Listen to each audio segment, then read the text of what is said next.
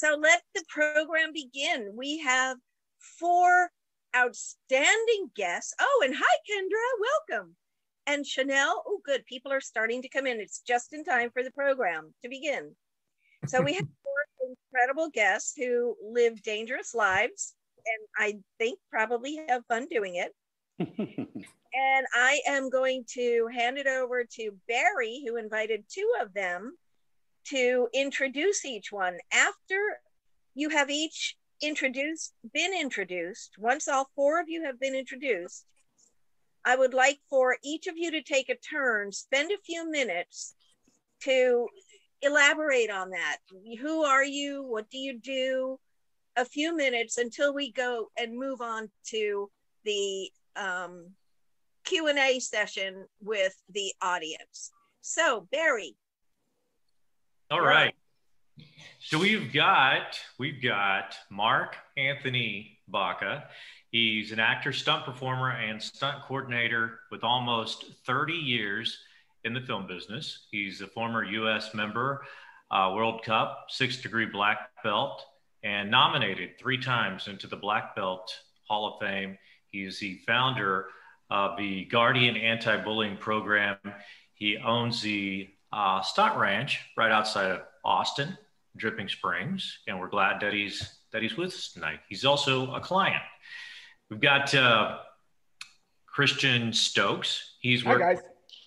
He's worked in the film industry. He's worked in the industry for 25 years as an actor and stuntman.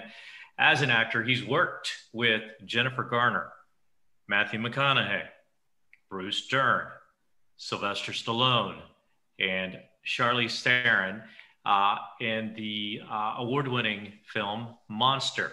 As a stuntman that specializes in high falls, he has had over 13,000 falls since his first stint at Six Flags in 1995.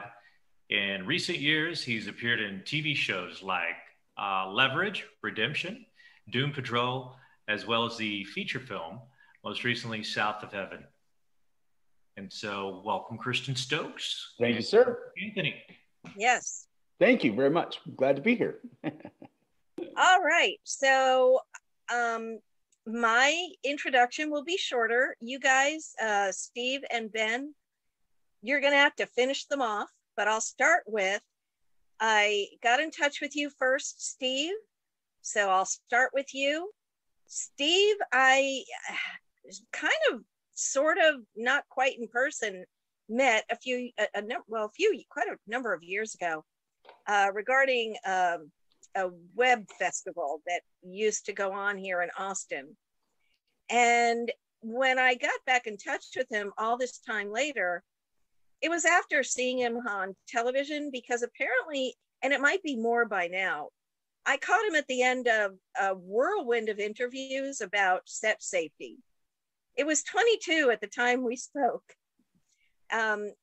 He's had his ranch on Fitzhugh, I think, Boulevard for quite a long time. And he also has a super cool invention, a method that can be used to extinguish fires, wildfires, because we haven't found success yet. This might be it. So that's pretty exciting. He's been in the business a long time. He's taught classes, he's won awards. And then I will move to, so Benjamin, we have met in person so many times. That means you have some of the best hugs. Benjamin is an actor, he's a fight coordinator, he's incredibly athletically gifted. The way this fella can move, you should see. Even the still photos are just astonishing. He's also a filmmaker. He also co-founded the Austin Action Fest, which is really great. It's the only festival of its kind, at least in this area, maybe a broader area. He co-founded Ballistic Blade Entertainment long ago. I remember when we first met talking about that. He's produced films for that and other things. And he can tell you about what he just finished a film that has yet to be released. It'll be getting released in January, where there were several assistant stunt coordinators. He was the stunt coordinator. So there's Ben. Now, if you guys could duke it out to decide which of you goes first to say a little more about yourselves for a few minutes, it's your turn, speakers.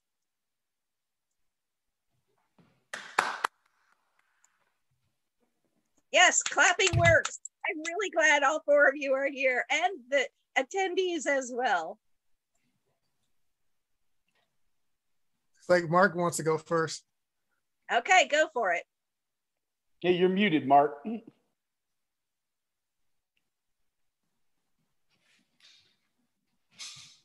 Okay, can you hear me now? Yes. Okay, so I know all these guys. First of all, Christian, man, an awesome guy. I met him through Barry. We got a lot of mutual friends. I have a lot of respect for this man. I look up to him. He's a good person. His heart's in the right place. So I know if I was to bring him on to help me out, I know he'd do a good job, and safety is always number one. Benjamin, I've known him for a little bit. We've met several times before, and I worked on a project with Benjamin. He's got amazing hands. He's got amazing skills working with fight choreography. I tested that. Good guy, very humble. Steve Wolf has been a good friend. He's actually helped me out quite a bit. He owns Stunt Ranch, and I took over the area that's in Austin, Texas. He lives in Colorado now, but he's been a huge asset to me lately. We've been actually working on a lot of stuff together. He's been feeding me projects, and very knowledgeable. I mean, sometimes I'll call him for advice and say, hey, I'm doing this certain stunt. What do you think? And I have an idea how I want to do it. And he'll throw his 2 cents in there and give me some encouragement. So these guys are awesome. I'm very excited to be part of this live feed with you guys. I just want to say that with what I do, I own a huge line of stunt equipment that most people don't have. I have ratchets. I got air ramps. I have, of course, airbags are easy to get, but I have a lot of equipment that you have to rent from LA or other places. Most stunt guys don't have because they're pretty expensive, or you have to build them. You can't just buy them. And most stunt guys know this. So I have probably $1 million worth of equipment sitting in Austin, Texas, and we can do just about anything from car jumps, car crashes, pipe ramps, you name it, we can do it. I got a good team. Steve can attest to some of the guys that work with me. Adam Jorgensen, he's my pyrotechnician. So we have a really good team. We can pretty much do anything when it comes to stunts, special effects. Like some of these guys, I love to act. I play a good bad guy in film. But yeah, so I'm down to help out with anything. Safety is always number one. Just like these guys here. Our reputation is based on the safety and outcome of each project. So I know for a fact that these guys, like myself, when we're doing anything, whether it's firearms, fight choreography, car stunts, anything, we always take the proper procedures and measures to make sure everybody is safe. So if I work with these guys in the future, or if you guys have questions or want to bring me onto a project, I can assure you that safety is number one. Everybody goes home safe, equipment safe, our reputation is good. We move on to the next project. I'm not sure what else to talk about, but yeah. If anybody wants to jump in, that's great.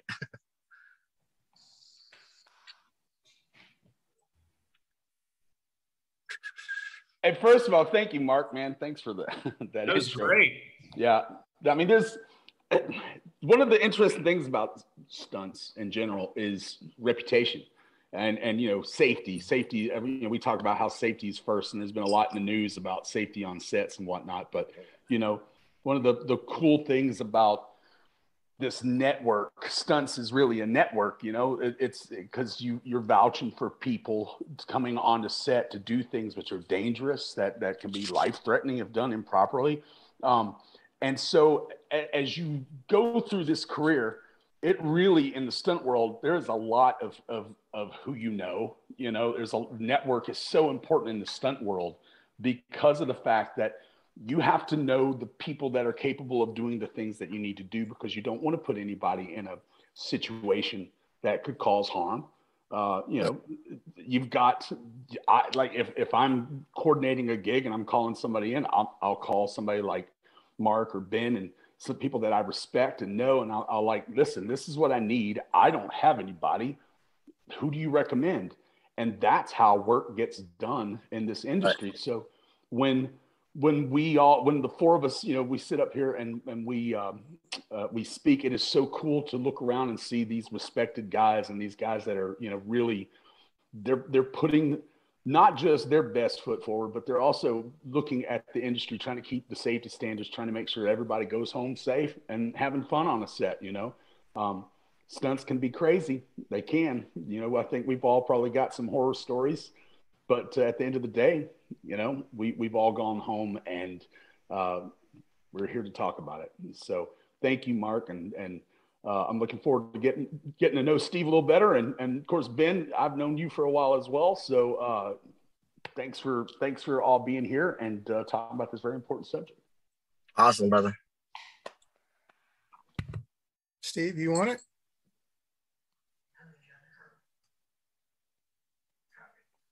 Can't hear you. I see you, Benjamin, but I'm not hearing you. Oh, you don't hear me? Oh, there. Now I do. Oh, yeah. I was letting to see if Steven wanted to, thought he was talking. So I'll go while he's getting that set up. I'm Benjamin Nathaniel Reddic II, AKA the Violence Conductor. I do a number of different things. Thank you for that introduction, Judith, and the invitation.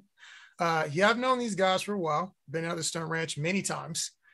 Steve worked with Marc on a project. Had some really, really cool guys I've known for a while. He does some great things specifically with explosives and the wild stuff that I don't actually do that much of. So we had a good time. He was blowing some stuff up. It was really, really nice. And I saw him build a custom flamethrower. I think that was Empire Shadows, right? He created, It was crazy. The dude has skill and a bunch of gear. Like, as he said, that if we want to use those sorts of things, we have to go get that stuff from California. So great resource if you need some gear. As far as Christian, yes, me and Christian have been associates for quite some time now. He's called me a number of times. Hopefully we'll do some stuff in the future. But for the record, I got a call today. I got to up my horse riding skills because apparently they need some dudes like me in some Westerns. So apparently that's happening. So, you know, it is what it is. As far as, so I started Ballistic Blade Entertainment about 9 years ago. And the intention was to produce content. And I started to slide more into that side of things, producing content. I still do work in front of the camera as a stunt man. I will act, but I didn't get into this to be an actor. I got into to do, you know, produce. And the quickest way to do that was to do stunts, because that's where my skill sets were in fighting, martial arts, dance, and all that kind of stuff. And then from that, I made relationships and made inroads into being on the other side of the camera. So I use whatever, I put my body on the line to get noticed and known, and to get my way in the door or whatever, and be of value to whatever production I was on. So that's where I started. During that process, we shot movies, we shot commercials, we shot weddings, we shot whatever you needed shot. You know, Ballistic Blade Entertainment, our thing was making you and what you do look good. So we're still doing that. I still run camera crews. In addition to that, I have a production team that does music, and we're starting to do some stuff with VFX. I got some stuff working with that. We're producing a fantasy project we just wrapped on about in September. So I got a fantasy movie I'm working on, crowdfunding. We're going to do like 150 grand or so, shoot something in Texas with fantasy and swords. I'm writing another project for an investor that's going to be some Jason Bourne gun type stuff, AR-15, you know, the fun stuff that everybody wants to do now. So I got some producing things like that going on. In addition to that, I am also the creator of the Austin Action Fest and Market, along with Dashe Moonbeam, you know him as Jeffrey Johnson, and Chilimwe Washington. We started the Austin Action Fest and Market, and the market part is very important. It's not just a film festival. It is a film festival, but it is designed to help us get in contact with producers, distributors, financiers, the type of people we need. Christian, you mentioned it, their show business. There's twice as many letters in the side business, a show. And so what we try to focus on at Austin Action Fest and Market is getting the right people in the room so that you're just not getting an award and an accolade and walking home. I'm trying to get people deals here. And so in our last event, we were able to do that and connect people who were looking for fight choreographers or looking for new projects and put them together with people like Welgo USA and other filmmakers here in Austin, Texas, and the surrounding areas. So those are the two main things that I really do, Austin Action Fest and Ballistic Blade Entertainment. I'm glad you guys have me here. I specialize more so in the fight choreography, low recs, mid-level falls, not as much of the high stuff, not as much of the burning, but if you needed some, if you want some kick stabbing, chasing and jabbing, like that's what I specialize in. The violent martial arts action, that's what we're good at. So appreciate you having me. Thank you so much, Ben. That was great. Next That's up. tough act to follow there. Do I have audio now? Yes. All right. Yeah, but if anyone can follow that, you can, Steve. I'm going to do my best. Well, first of all, I feel very honored to be in with this distinguished crowd, because the stunt and special effects community is not just about, what you know, how you can wire something up, how you can kick somebody, whatever. It's really character driven. And, I think the four of us are pretty strong characters. I've been on the news a lot lately as a firearms expert with relation to the Alec Baldwin case. And I take it for granted that most people understand, the basic rules of gun safety. Hannah Reed probably even understands them. But what Hannah lacked was the presence and the authority to command a set when it comes to safety.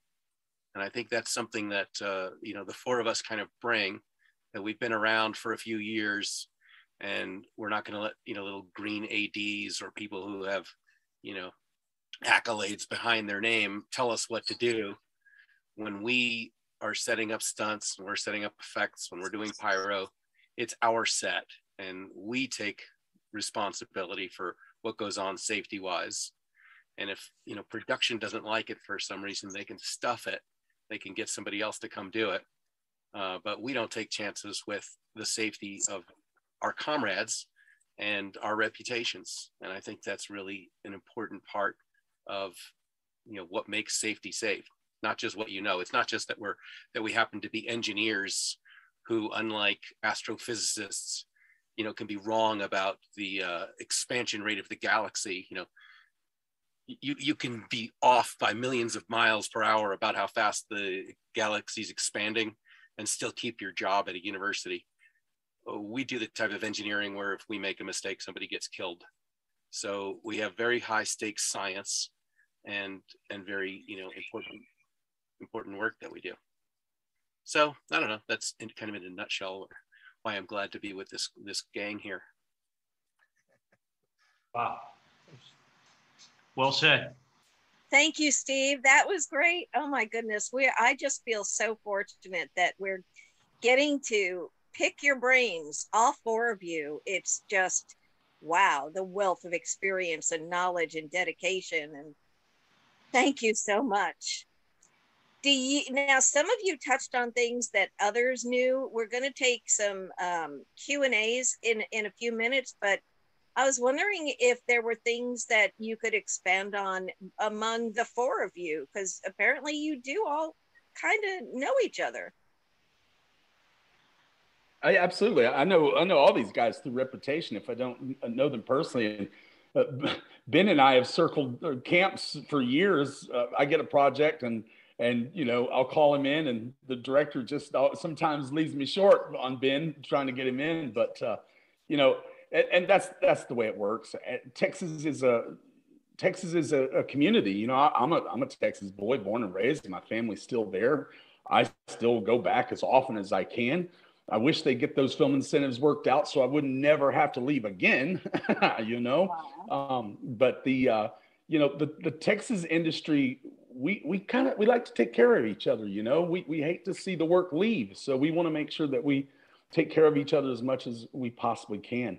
And you get into, we talk about safety. Look, a stunt is action, controlled action. That's what a stunt is. It's something that in real life is dangerous. Fire, car stunts, high falls. these are not things that you do. You don't go out Sunday and have a picnic and do a high fall. These are things that you have to figure out how to make these things work as safely as possible. And, we're never going to be able to completely take the element of danger out of stunt work. That's why you have stunt guys. That's why stunt guys come in to do the work, and the actors, have a double. You want to ensure that that you protect as many people as possible. It's funny because they talk about Tom Cruise, how he does all of his own stunts. He does, but there is a stunt guy that comes in that does it first to make sure he doesn't die, and then he'll do the stunt once it's been, once somebody else has already done it, to make sure that it's, not something that's going to leave Tom in a puddle of goo. So, stunt guys, the unsung hero. The great thing about stunts is it's coming into the light. There was a time when stunts was kind of like, you didn't want the audience to know that it wasn't the actor that was doing the fall. You wanted to get that complete immersion, suspension of disbelief. But now, we're really starting to kind of come into our own. I'm a stunt actor. I started off as an actor. I was waiting tables in Dallas and got hired for a live action stunt show at Six Flags over Texas in 1995. And I'm no dummy.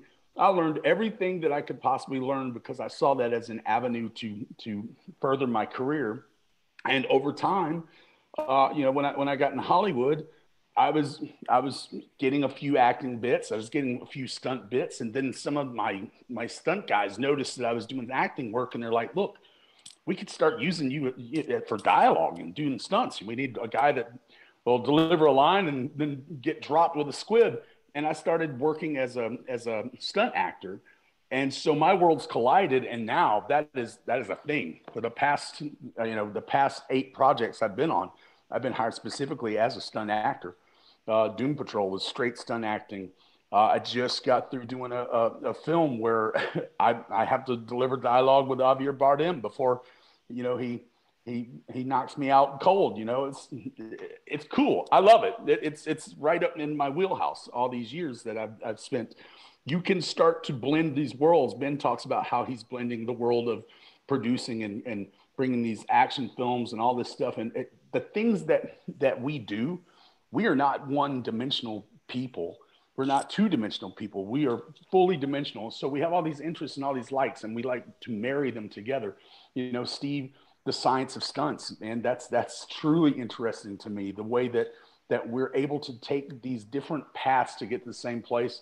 The stunt world is not just throwing punches and hitting the ground. It has evolved into something. All the films that are blockbusters today, when you take a look at them, the science, the technology that goes into the creation of the Avengers, of the Star Wars saga, it's another level. And so stunts has evolved to the point that, it is a necessary tool to be able to advance the storylines that we're trying to advance today, but yet, and still keep it safe and still keep people, knowledgeable. So it's amazing. I'm amazed at where we're going today. Wow, thank you, Christian. In fact, Steve, he brought up the science of stunt work. Let's see, what is your class is called? I think I have it in your bio, but maybe. I teach something called Stunt Science Day, and I've performed at over 5,000 schools, teaching kids about science, using movie stunts and special effects as the hook to get them excited. That, kids don't want to learn about thermodynamics, if you call it that, but they sure would like to know how come an actor can be set on fire and not burn. So I started this program called Science in the Movies back in 1992, before some of you were born. Maybe not in this room, but to get out there and generate interest in STEM, before STEM was a word. I saw that. Nice work. Been fun. And it's technology that has driven the film industry, you know, and it's that is the kind of science that, you know, you look at things before Jurassic Park, you look at all the practical effects, you know, they, at that time, the Descender, Dar Robinson, famous stunt guy, he was jumping off buildings using a descender, which basically is an apparatus that slows him down as he falls. And that was a new thing then. And now we're using CGI, we're using wire work, we're using there's so many elements like air rams. Marc's got a bunch of air rams. I haven't seen an air ram used in a while because now they're using wire work for a lot of stuff. So it's like funny. My specialty is high falls. You know, we talked about 13,000 high falls. If you put all my falls together, I've fallen 47 miles in the air in my career. You know, it's pretty crazy. But that's not something we do so much anymore. Now it's all descenders. Everybody's falling on wires and whatnot. So my specialty is kind of going the way of the dodo a little bit. So, but that's okay because I'm becoming a coordinator and I'm learning who does the best work, and I bring those guys in and let them do the best work, make me look good. That's the way I want to move forward. You're still very relevant. Hey, just so you know, I have descenders too. I get descenders and we do the wire work. We do all the rigging for wire work. So just so you know, we can do it. That's something that I've seen a lot of people wanting to do in Texas more. I get called in for a lot of projects. Normally, the budgets of Texas filmmakers when they're indie, they don't have a ton. And so they don't want to pull out all the toys. And it's one of the things I've been pushing for, especially with my guys, because we have, like, I have a harness, like I have a yank harness.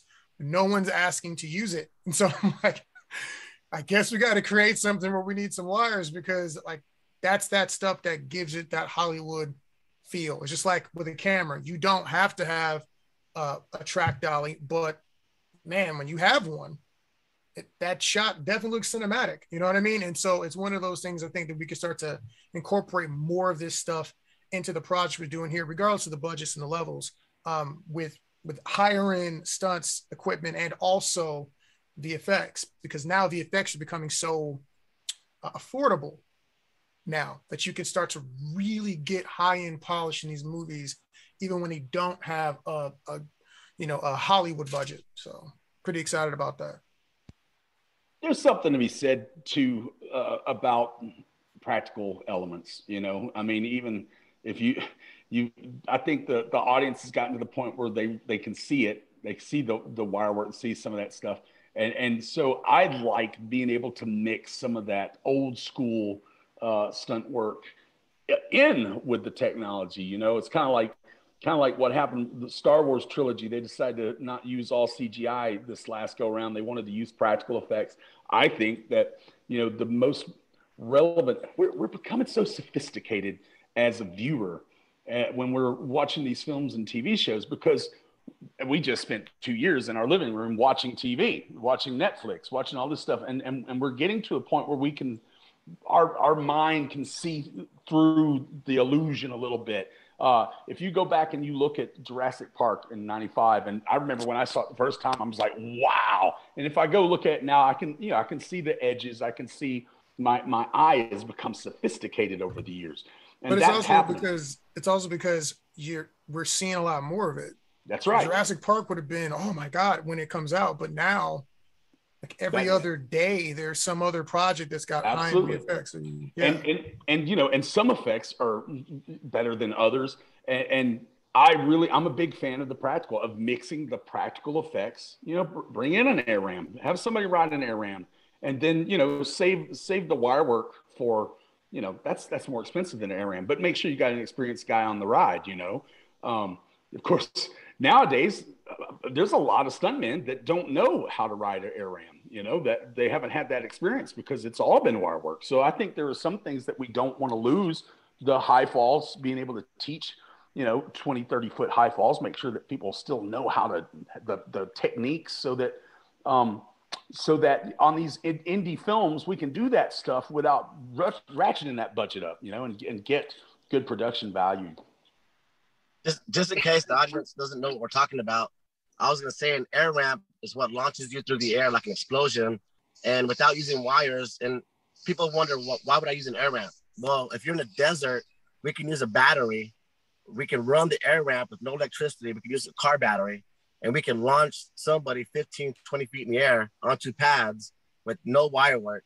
And it's like you said, it's a lot cheaper. But if the stunt performer, like my guys, we train it all the time, so they're ready to do it. But if you don't train on the air ramp and you don't lean forward enough, it's gonna buckle your knees. You're gonna fall on your back. It's very dangerous if you don't know what you're doing. But like you said, it's a lot cheaper. Yeah, the same, Mark Anthony, I think the same on pyro, right? You could do CGI explosions, but you know, they take weeks to render. It's expensive, and those guys who know how to work computers, you know, they charge a lot more than we do.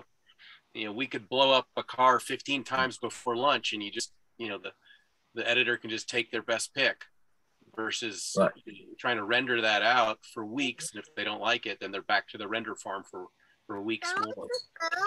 And still save them money.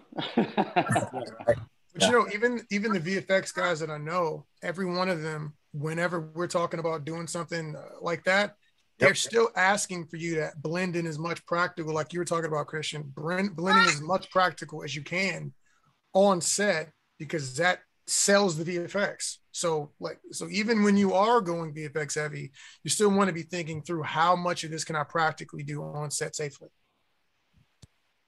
Yeah. Also, I think that, you know, as we gain more knowledge about the editing side, it takes a lot of pressure off the practical side, because we used to think in terms of, you know, a stunt sequence, you know, he's got to, you know, hit the roof, roll over, hit the floor, roll, blow up, run on fire, blah, blah, blah. Well, you know what? I mean, when you realize that you have 2 weeks to catch each little bit of that, then you can break it up into little parts that can all be done safely. And you use editing as your illusion tool to make it look like something happened that, you know, that never really happened. That's correct. Editing can be the stuntman's best friend, the stunt coordinator's best friend. I can't tell you how many little indie bits that I've been on, and they're racking their head around how they're going to do a certain sequence, and I'm like, just do it in the edit. You know, that we can bleed it together and just cut it. And as a coordinator, I find myself sometimes explaining to the director how to edit it to get exactly what they want without having to, you know, to break the bank or bring in some of the unnecessary stuff. Of course, some people just want straight production value, you know, but when you're after a certain shot, if you got that kind of money, great. I won't talk you out of it. But if you're really trying to get I'm a storyteller first and foremost. So as a stunt coordinator, as an actor, as a whatever it is that I do, I'm telling stories, and violence is a means to tell a story. In one of my my articles that I wrote for Screen Radar, I talked about the battle between Darth Vader and Luke Skywalker. How Darth Vader could have just destroyed Luke Skywalker, but it wasn't about breaking him physically; it was about breaking him, you know, spiritually. And so he didn't unleash his full strength. Whereas in the battle against Darth Maul and Qui-Gon Jinn, it was brutal, and it was a fight to the finish, to the death. And you can tell by the action involved in those scenes, the story that they were trying to tell. And that's, for me, storytelling is what it's all about. I'm a storyteller first. And do you guys, I know this happens to me relatively often. I'll get hired to do like fight choreography or work out a sequence or something for somebody. And get on set, and there isn't really a good shot list. And sometimes I've even given them a previs. Like I often do previses so people can see what I'm thinking they should do with the sequence I put together. And then they don't have that, or they don't use it. And I end up doing a lot of second unit direction, which was not the plan, but is what happens. Or like I'm on a film and I'm acting in it, and I've got an action sequence, and they can't get the strike to connect, right? And I'm like, yeah, the camera can't be there. The camera needs to be over here to stack the shot. And I'm like, it's so weird to me because, you know, we do this all the time, right? So that isn't something you have to think about. But other people, even when they're great cinematographers or whatever, they don't always know how to direct an action sequence. And I was just curious if everybody have you had a lot of those experiences as well? Every time I'm on a set, I'm usually right next to the camera or the director when there's a sequence. One, I want to make sure everything's, safe, but I'm also, that sequence reflects me. So I am looking to make sure that I can give the director and the DP the best shot to get the action, because when it comes to the action, I'm the expert. And, I'm not going to tell them how to light the thing because my DP, that's his job. But I am going to offer suggestions on the action. But there are many times that I've created something and I go down and it's completely changed on the day, completely changed. And, that happens on big budget. That happens on little budget. It's a collaboration. So I have to take into account that my vision isn't necessarily the director's vision. And at the end of the day, I am, party to the story that the director is telling. So I want to give him what he wants, but I'm always going to try to give them, what I think is the best opportunities to capture that. And it happens all the time. It doesn't always my advice isn't always heeded, and that's cool. But as long as the safety stuff is heeded, I can live with that. Yeah. Yeah. And then you're talking about safety stuff, but I've been on some sets some really good sets where the director or DP, first AD, whatever, they'll ask me, what do you think? And I appreciate that because one, safety, of course, for people, but also the equipment and the rigging, I want to make sure that everybody is safe, the camera's safe, and I'll put my 2 cents in. But when they do that, when they ask you and they know that your job is this, that's great. But sometimes they don't always collaborate on everything. And that's when things get rough. And it's our job to, as a SAG, as a union, to call the union if they're not listening to you. Because I've had to do that twice on 2 films and call SAG and say, look, I don't feel comfortable. They're not listening to me. Safety's an issue. If something happens, it's going to look bad on me. And they will step in and stop production. And you have to do that. You don't want to. Right. Sometimes you have to, because at the end of the day, your name, your reputation. Look at Alec Baldwin right now. Yeah. I mean, I don't want to ever be in that position. And it's your job as stunt coordinator. There are 2 people that can shut down the set, and one is the first AD, and the second is stunt coordinator. And right. It's funny because when I'm on a set as a coordinator, I don't assume that anybody else is going to be the safety guy. I take that. I'm that guy. I've become that guy. Period. Even if it's redundancy is cool. When it comes to safety, if there's 5 of us that are doing the same thing, that's not going to hurt my feelings. Right. But we talk about the thing that happened on Rust with the gun checks. Look, anytime I'm on a set and we're using guns, I will ask the AD to show the actor and show the crew. It'll come from me. It's not my job. I'll ask them to do it. That's exactly right. Steve's got it. That's exactly what we'll ask to do before any scene. Yes, the armorer is the individual that should be doing that, first AD, but I make sure that I can put my head to the pillow at night because I am making sure that my shows are safe. Hey, Christian, I want to add to that the culture should really be not, that just 2 people can put up their hands and say no. Everybody. That anybody. Yes. Anybody who has a concern, because as a private investigator, I've investigated, hundreds of injuries and fatalities. And one of the universal factors in virtually every case is that there are people that you interview who invariably say, I had a feeling something wasn't right. Something was going wrong, whatever. Like, I don't know, something just didn't feel right right? So these accidents are almost always preceded by somebody who had some, I don't want to call it a premonition, but some feeling, I'm going to say based on data that they were processing subconsciously, that things were going wrong. And so everybody has to have the right, without fear of reprisal, without fear of being minimized or disregarded, to put up their hand and say, hang on, I got a question. Just explain to me, how does this thing work? Absolutely. Something doesn't seem right to me. And that's got to be the culture on set. I agree. Across every department. I have a motto that I was taught in my rookie year as a stunt guy.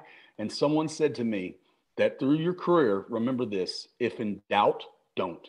And I can't tell you, I will not be able to quantify how much harm that is saved because it didn't happen. You know, that when in doubt, don't. I've thrown my hand up at times, and I'm like, I know I'm going to get flack for this, but I don't feel right about it. And and I had to, because I had a doubt. And so when my doubts cleared up, I'll continue forward. But the last thing I want to do is to move forward when I have doubts. If someone gets hurt, man, I don't want to carry that weight. I want to make sure that everybody is safe. And if I am not 100% certain, then that means I'm not 100% certain. And so we need to take a look. Right. And then you have to be able to evaluate what other people tell you, whether it's coming from fear or whether it's coming from something founded. But at least you take the time to look at it. And there's some people who might look at a stunt and never feel that it's going to be safe. Right. And it's just because they lack the experience to know. Right. It just looks dangerous. Well, yes, it's supposed to look dangerous, but it doesn't mean that it is dangerous. Right. I've had ADs where I'm the coordinator do that, and it wasn't even something that was incredibly high risk, I guess. In my opinion, it's not a very high risk stunt, but it was something the actress who was the producer wanted to do. And the AD was like, no. And I was like, we rehearsed it. We had already rehearsed it. That was the funny part. We had already rehearsed it, went to the gym, ran it. They did it flawlessly. And the AD still felt uncomfortable about it. And so since the AD had that rank, they went with the AD, and I was just like, it's your movie, boss. All right. Whatever you say. Yep. So I was gonna, do you mind if I chime in here a little bit? Actually, I was just about to chime in myself to announce we could start the Q&A period. First, I do want to bring people's attention to the chat where Steve put his link in for Pyro Nemesis, which is that really amazing breakthrough way to put wildfires out.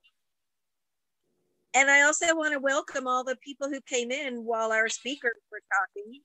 Speakers, are you ready to take some audience questions? All right, I would like to ask the audience members, while it isn't your turn to ask a question, if you could mute, make sure to mute yourself. Just unmute to ask your questions, just so we don't end up with a lot of background noise and too many people accidentally talking over one another. So I think that's it. Let the questions begin. And Karen, you're first. Thanks. Thank you, Judith. So I think you guys it's great that you were talking about how being on set and feeling comfortable with what's happening on set is really important. And I remember the first time I did, I was in a series and with Gugu Michaels, and we did they were shooting at me as I was running by, right? And I never had that experience before. So to have them all shooting at me, at first I was thinking, okay, like not a big deal, because he says these are all blanks and everything. But then he really explained to me really well about what was going to happen, how it was going to sound, how it would make me feel. So then when it did happen, I wasn't shocked about what was going to happen. And I knew kind of, the layout a little bit better. And I felt more comfortable and safe because I knew he had his hand in everything and was, sure it was safe. But I guess I was curious. I didn't know at the time either, of course, obviously, about blanks and how all that works. And now I know a little bit about it because I've read about what happened on set. And how the bullets, I guess, are. And I guess my question would be, as an actress, how are you responsible for that type of thing? So if you are being entrusted with a gun, which I have been before as well, saying that there's blanks in it, are you responsible to be checking that gun, making sure there's blanks in it, making sure that, you're protecting everyone else as well? Yes. Because because at the end of the day, those are all that's chain of custody, right? And so you're the last person that actually has it in your hand.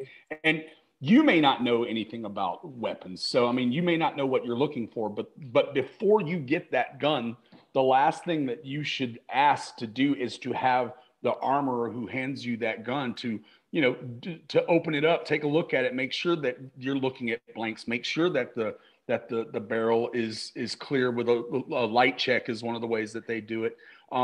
That is absolutely within your realm, and it's something that I would do anyway. I do that anytime someone hands me a gun on set. I always ask to have it checked as right before I get it. I want to make sure I know what I'm getting in my hand as an actor or a stunt guy. Even a fake gun. So we use a lot of pop guns, and even fake guns, we treat it like a real gun. So if we give you whatever, then if it opens up like a real gun, as you can tell, it's not a real gun. Every time we use it, we treat every gun like it's a real gun, like it's loaded all the time. There is no fake gun on any of my sets. They're all real, whether they're fake or not, because you have to treat them like that. Someone could slide a real gun in accidentally, completely by accident. Right. And some of those look so real, you wouldn't know. And so it could be an accident, but Chris, to prevent that. You're right. Which one is the real gun and which one's the prop gun? Right. I've used a real gun or fake gun on set. This one is a real gun and this one is a prop gun. So anyone who's going to tell me, oh, the movie's not going to look good with this gun, you need to look that gun, they're full of crap. These things look the same, but one can take live ammo and one can't. Yeah, Christian is right though. You should check the gun right before you shoot it. You know, like before you pull that trigger, because you're the one that has to live with that. And you never point the gun directly at somebody. You can a camera angle it. Like if I'm shooting towards Christian like this, I might shoot over here and angle it, right by him. I should never point the gun directly at him, ever. Always cheat it. And never use the word just in connection with a blank, because people have been killed with blanks. John Hexum, shot himself in the head, and just the pressure of the expanding gases pushed a section of his brain, of his skull, through his brain and killed him. So, if it's got gunpowder, it's got an explosive in it, it's deadly, regardless of whether it has a projectile at the end. I've been on a set with a blowback pistol, and it wasn't, I don't think it was my set. And a guy who should know better luckily we don't keep, it was blowback, so there's CO2 in the gun, but there's no bullets or pellets, right? And he was playing around with the gun, and one of the guys turned and he fired the CO2 pistol at almost point blank range at somebody else. Now, thank goodness, thank God there's no pellets or nothing in that gun that he fired. But had there been anything in that, and you put it right here, like those things will enter. I have a BB pellet in my calf muscle right now, because I had a friend who thought it would be funny when we were 12 years old to shoot me with his CO2 pistol, and he did it at point blank range. And there is a little ball in my calf muscle right now to this day. So, even when you're dealing with prop guns, you don't want to point them at people. Now, I know that stuff does occasionally happen, but especially if you have 15, 20, 30 people in a shootout and people are running around, individuals are sometimes gonna do that. And that's where all the stuff you did beforehand has to be clear. For instance, there should never be live ammunition on a set. Stuff like that is stuff that should happen way before, to make sure that there isn't some kind of a tragedy. Thankfully, I have not been on a set that's ever had any major injury like that, but most people are really good about it, and most people are either scared of guns, so they're super careful, or they're knowledgeable about guns, and so they don't want to wave it around and flag anybody. And I was on a set where I wasn't the stunt coordinator. This goes to what you were saying, Christian, and everyone being responsible on set. I was on a set where I walked on and somebody had a shotgun. I had prop guns, right? Some of them don't even have CO2 in them, right? Just to be super safe. Somebody walked on and one of the prop guys brought a real shotgun, but there was no stunt coordinator. So who do you think took control of that shotgun and left it open, and so everyone could see it was clear 24/7, and when the actor wasn't using it, took the gun from him? It wasn't my job, but in this current climate, I'm sure everyone was far more comfortable because somebody was taking charge. And a lot of times, if you're the safest person on the set, that's just going to have to be you. Yeah, and you're right. I mean, it's about you know, deciding to be the grown-up.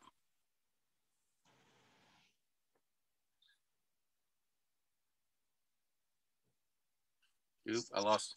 Wait, Christian, do you have audio? I'm not hearing anything.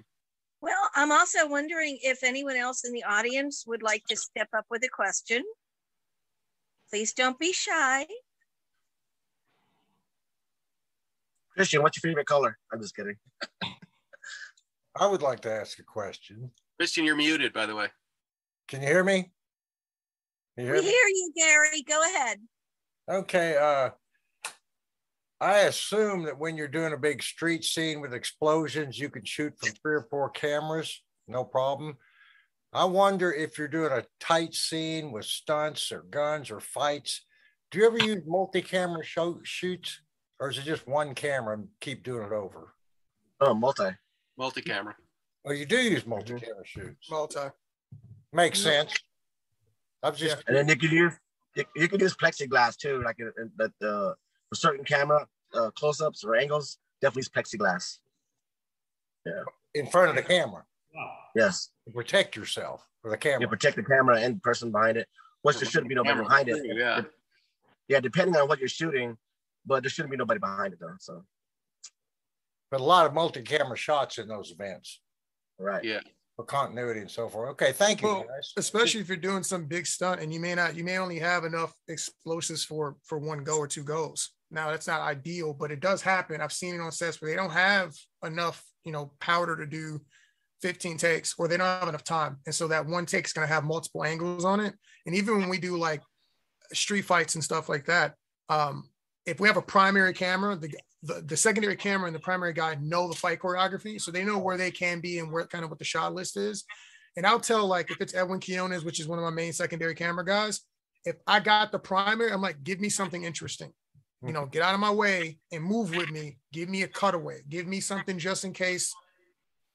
We got 2 cameras and it's digital. This is not the time of film. I don't have to be precious with my footage.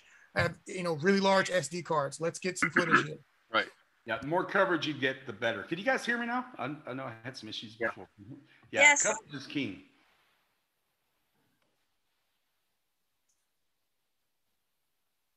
Do we have any more questions from the audience?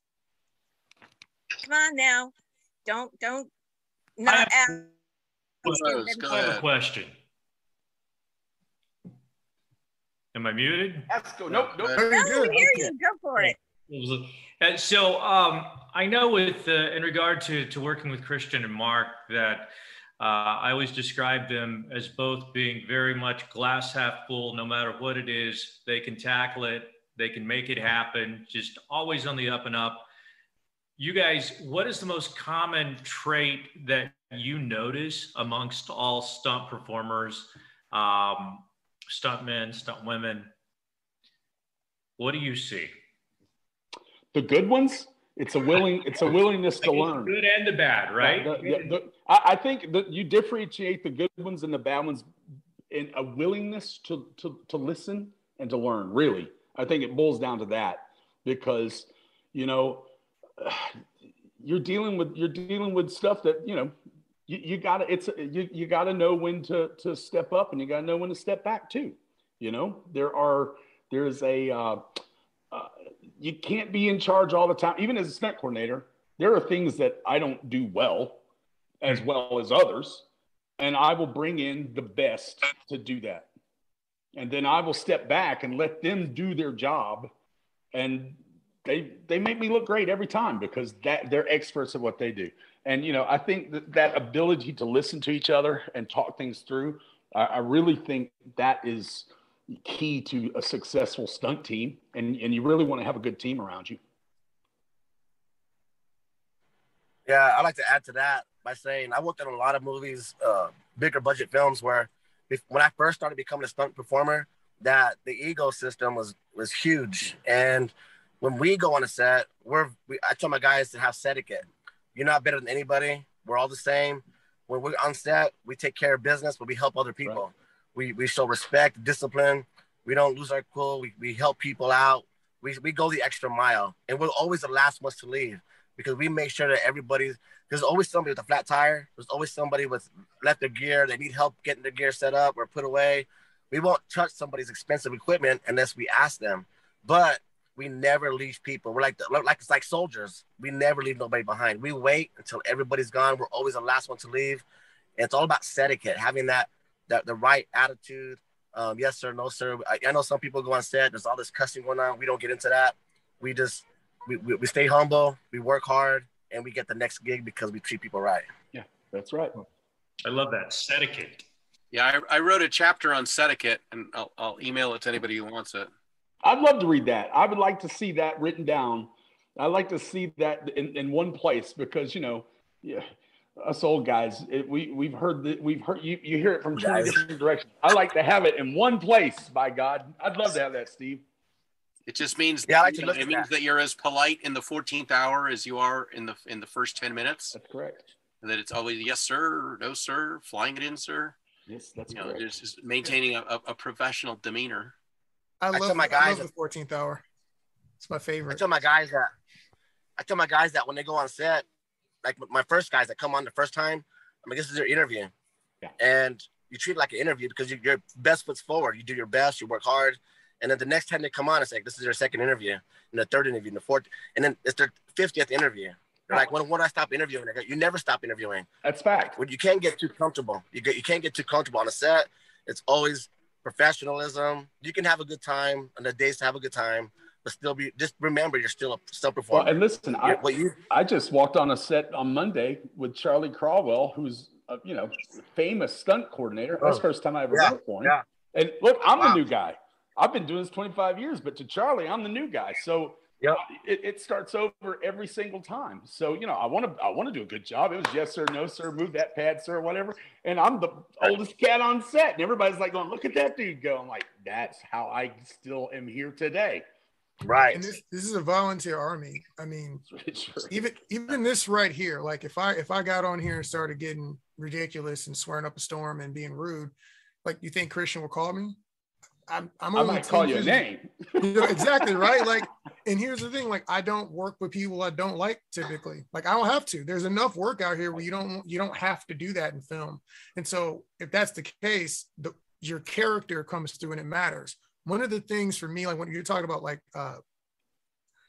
elements into a good stunt person, I like positivity is necessary. We're doing dangerous things, right? So you have to be solution oriented, and I don't want to hear like we can't do that. Like, hey, let's talk about some ways and maybe we can do that.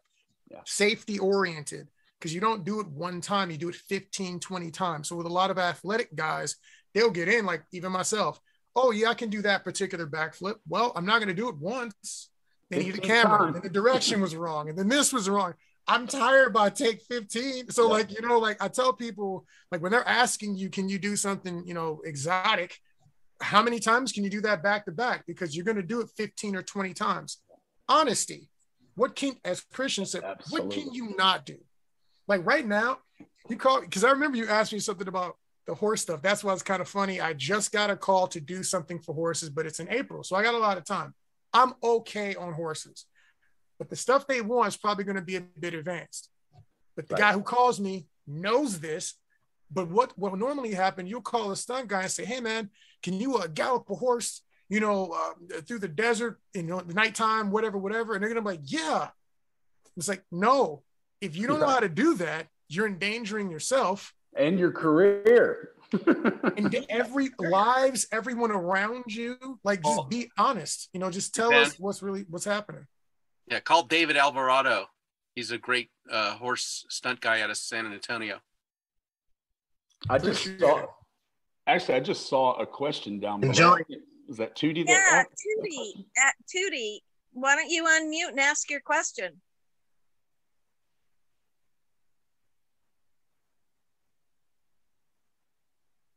I'll go ahead because I have one thing I've already learned is that there's probably a difference between stunt coordinator and stunt person. And my question pertains to pre-production planning. So I'm presuming that's a question for the stunt coordinator. That's correct, yes. Because I'm presuming they're the ones that's working with director and so forth to plan what's going to happen versus plan to do it.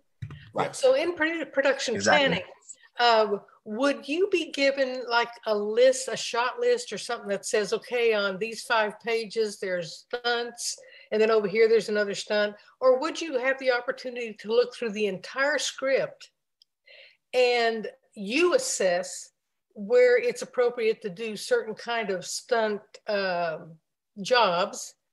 And for example, would you be looking at the contribution the stunts make to the story itself? For example, if the script called for a person to be shot with a shotgun, and it was maybe at a range or a distance, that would be better to use a rifle. Are those the kind of changes to the use of action that you might have an opportunity to suggest to whether it be the writer, the director, whoever that might be?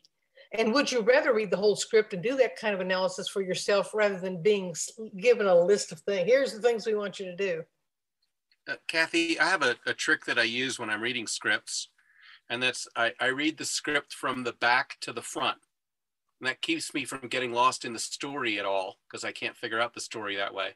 It's like drawing on the right side of the brain, where you put the picture upside down and then draw it only one line at a time. Yeah.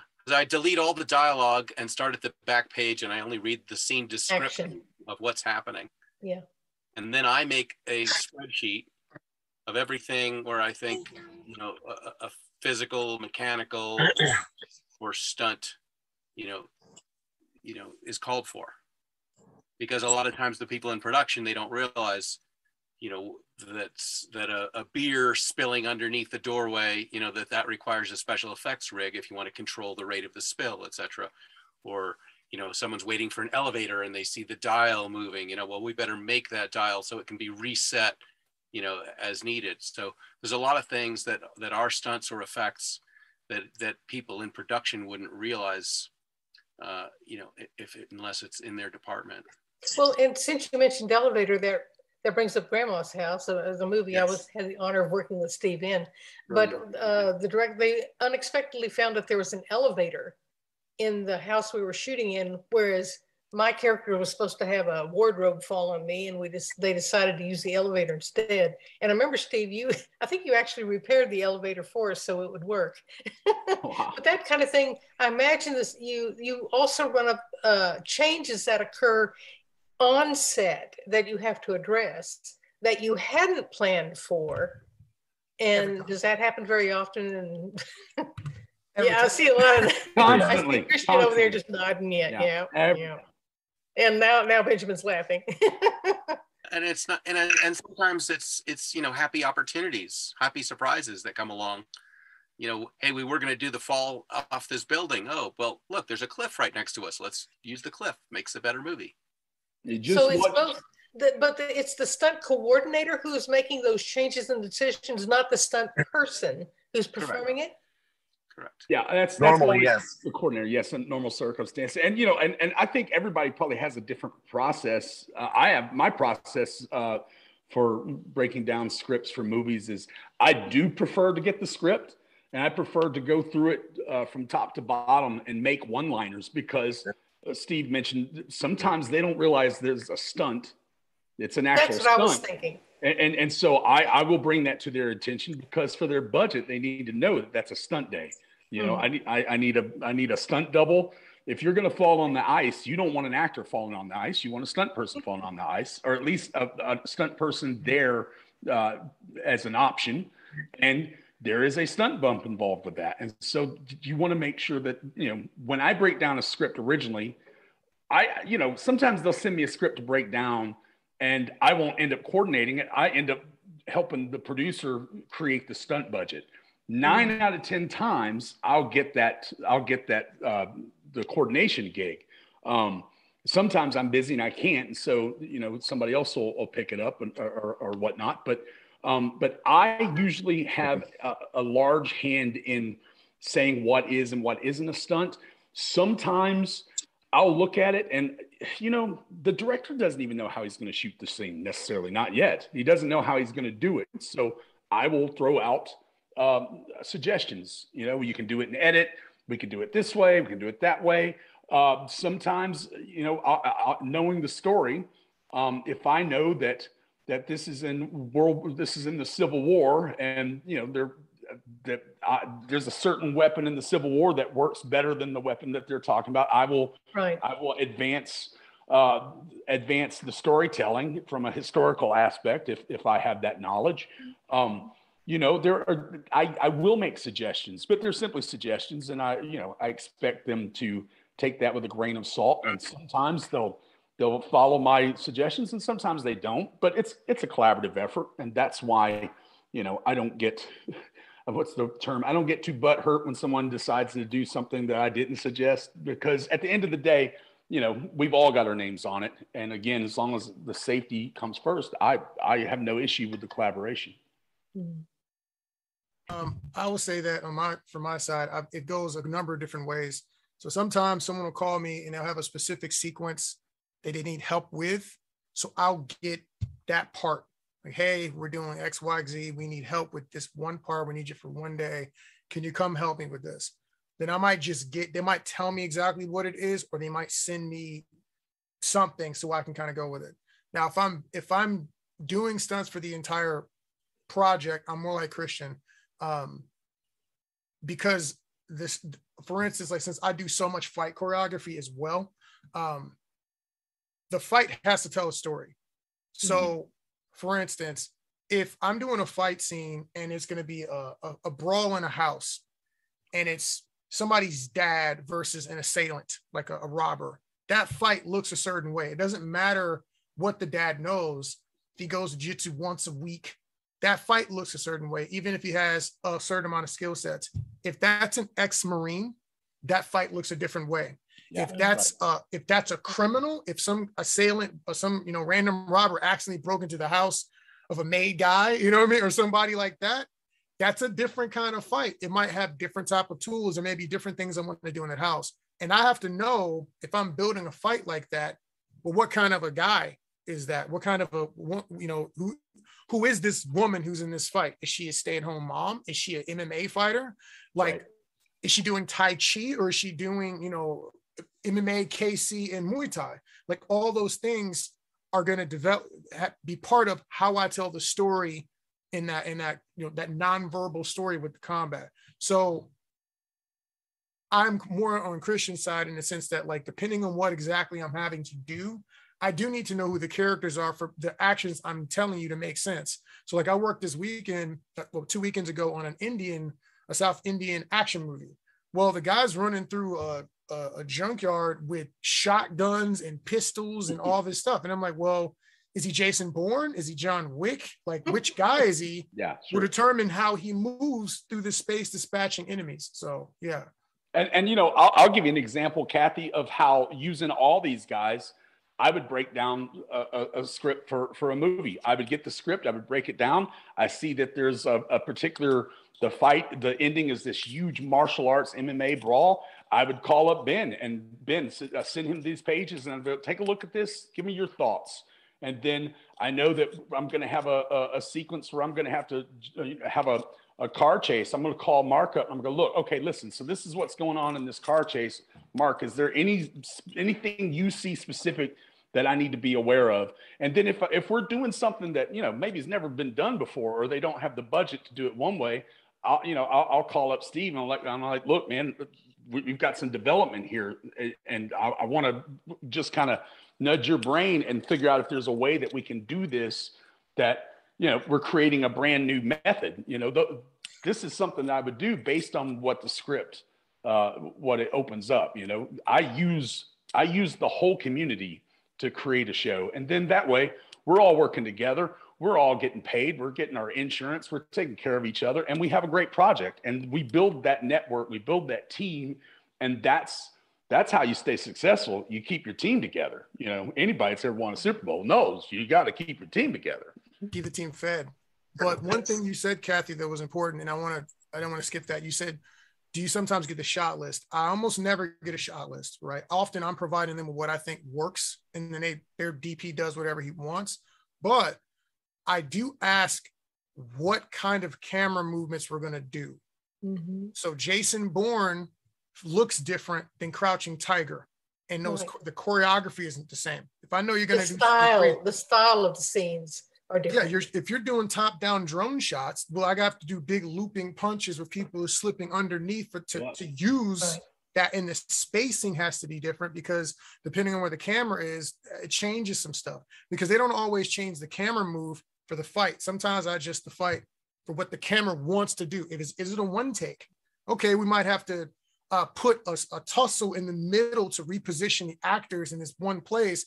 They wrestle for a bit, take some body shots, shove off and reset. So these are things that things that can affect the way you build a fight for a stunt sequence. It's not called choreography for no reason. It's literally choreography. We're choreographing a sequence. It's a dance, a violent dance, but it's a dance for the camera that we are trying to sell this violence. It's an amazing thing when you break it down and you look at it.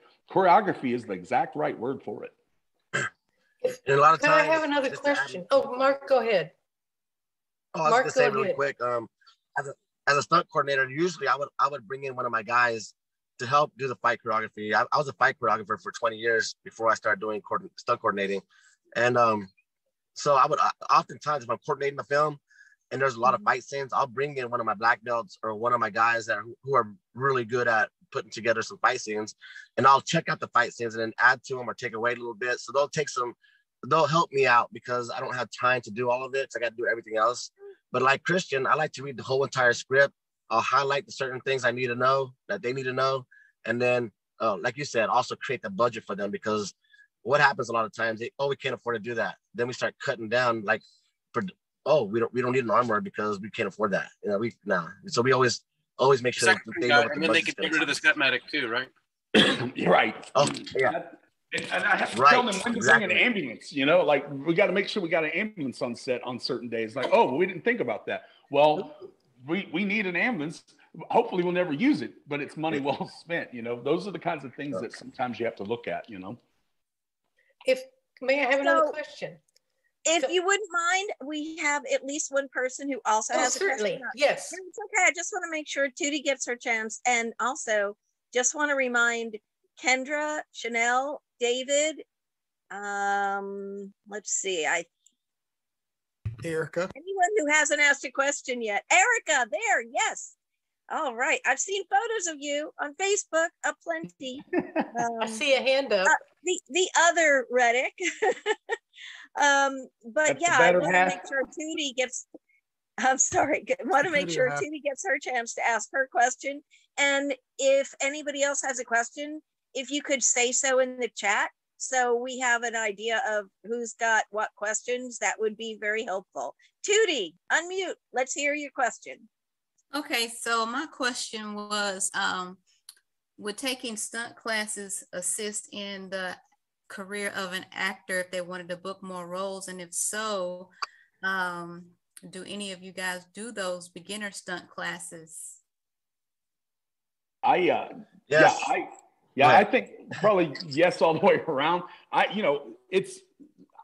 want to be careful about, actors that if they take one class does not make them a stunt person. So that's one thing I just want to make sure, because I know a lot of actors that they'll take the class and then they'll start billing themselves a stunt person. Not yet. It takes time. It really takes time. Really, I didn't consider myself a stunt person until after I've been doing it for 2 years, day in and day out. Training, I believe every actor, particularly an actor that is involved in action films, should know a couple of things. They should know how to throw a punch. They should know how to take a fall. They should know how to blend with their stunt double, because let the stunt double do the crazy stuff, but they need the actor in there to be able to create the foundation of the scene. You got to see the actor's face, and you want to be able to look good while you're doing it. Sure, you can have the best MMA stunt double in the world double you, but when your face is in it, you want it to be believable. You don't want them to know that that's your double. You want to be able to seamlessly gel into that. So I think every actor should know a thing or two about fighting, falling, sword work, how weapons work, safety. I think every actor should know the safety on all this stuff. Do they need to be doing fire burns? No. Do they need to be doing high falls? No. Then, because at that point you're working towards being a stunt person. and which I do both. So if you have an inclination and that is a desire, by all means, but know that that is a career choice. And when you choose it as a career, that is training. I agree. Just because you jump on an airbag one time or twice doesn't mean you can do it for film. A lot of guys train with me. I've had over 10 courses at the place, and I do level 1, level 2, level 3. I do precision driving. So people come out to me, and I'll teach 10, 15 people who are actors or people who want to get into stunts. And this is what I do. I'll put them through some basic level high falls. We'll do some jerk pulls. I'll put them on the ratchet, just to get into experience. And if they can handle all that, everything we do for the course, like there's 10 different things we do, then they'll decide if they want to take this seriously. Because if they can't do this, the entry level with all these stunt equipment I'm doing, the basic stuff, then they're not going to make it in the stunt industry. So, but they got a reel out of it. They got some footage out of it. That was cool. Then when it comes to level 2, we take it up a notch. Level 3, take it up a notch. But they got to be consistent. You can't just come to level 2. You got to be invited. So level 1, anybody can take it. But yeah, and Marc Anthony is really well set up and really experienced to teach this. But to answer the question, will it make you more marketable as an actor? No, because taking a few classes doesn't make you a stunt person. Well, right. In terms of marketability, what the producer's thinking is like, oh, if this person has some stunt background, then maybe I can trim a few bucks and not have to hire the stunt people. They still have to hire the stunt person. So it doesn't make you more marketable. What it does do though, is it makes you a better actor because you have a better understanding of the physical dynamics that go into the role. I want to answer that in a slightly different take because it depends on what exactly you're talking about. So Christian, Steve, Marc Anthony travel a lot and are working in much bigger budgets, right? So if you're working in a market like Atlanta on a $20 million movie, you're gonna have a stunt double. If you're doing something that's a sub $1 million, then yes, having the ability to throw some basic punches and kicks and maybe hit the ground without really hurting yourself on something basic will be tremendously valuable on those sorts of projects. It depends on the budget range that you're working in, and it'll change dramatically. But if you're doing a Marvel movie, I mean, you're not going to be doing that fighting unless you have some kind of rank and you can make them let you do that. I do think it is useful to have the skill sets for general reasons, as Christian says, to blend. Because for instance, I can tell you when I watch, you see this more so with female characters than male characters. If you walk into a room and you're standing like a model because you've been taught to stand and strut like a model, and then the fight starts and that person that has your double is an absolute Ronda Rousey monster, I will notice that is not the same person. Yeah. And it'll stick out because you don't know how to stand like a fighter. And the director's not going to be able to teach you that. And the stunt person's not going to teach you that. So these are things that I think are very useful. Marc teaches classes. I don't teach.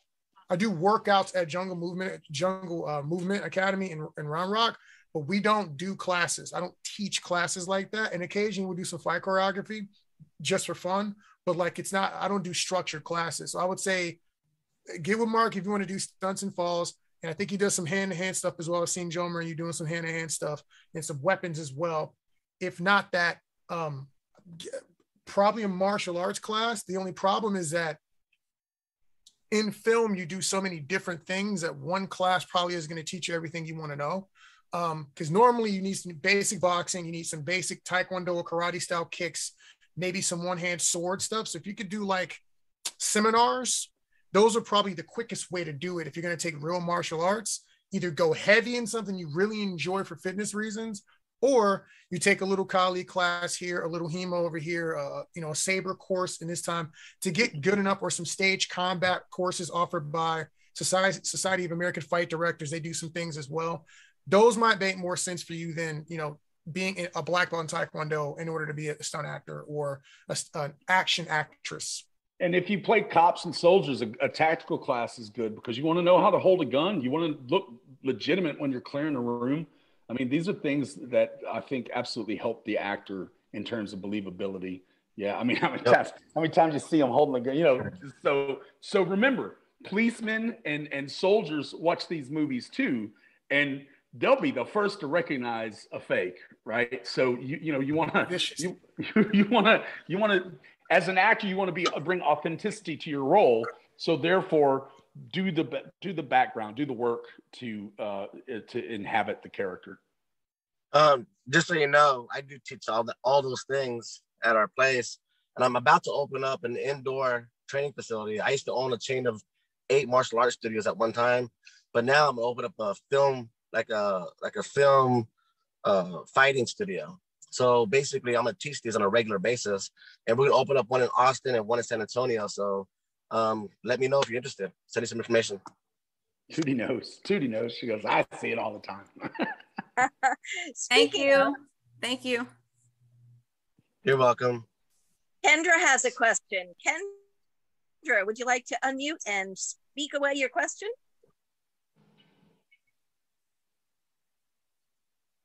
Oh, can you hear me now? There we go. Hi, Kendra. Sorry, you can hear me? Yes. I'm on my phone, so okay, good. Okay. All right. So yeah, I came up with a question as I was writing that I didn't have a question.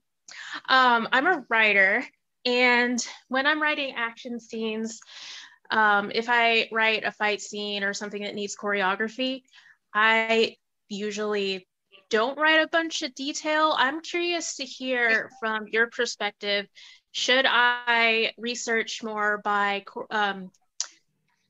going to a fight class or choreographing, or do you prefer to choreograph those details in yourself? I would tell you to tell your story. And I was going to say the same thing, Christian. You focus on telling the story.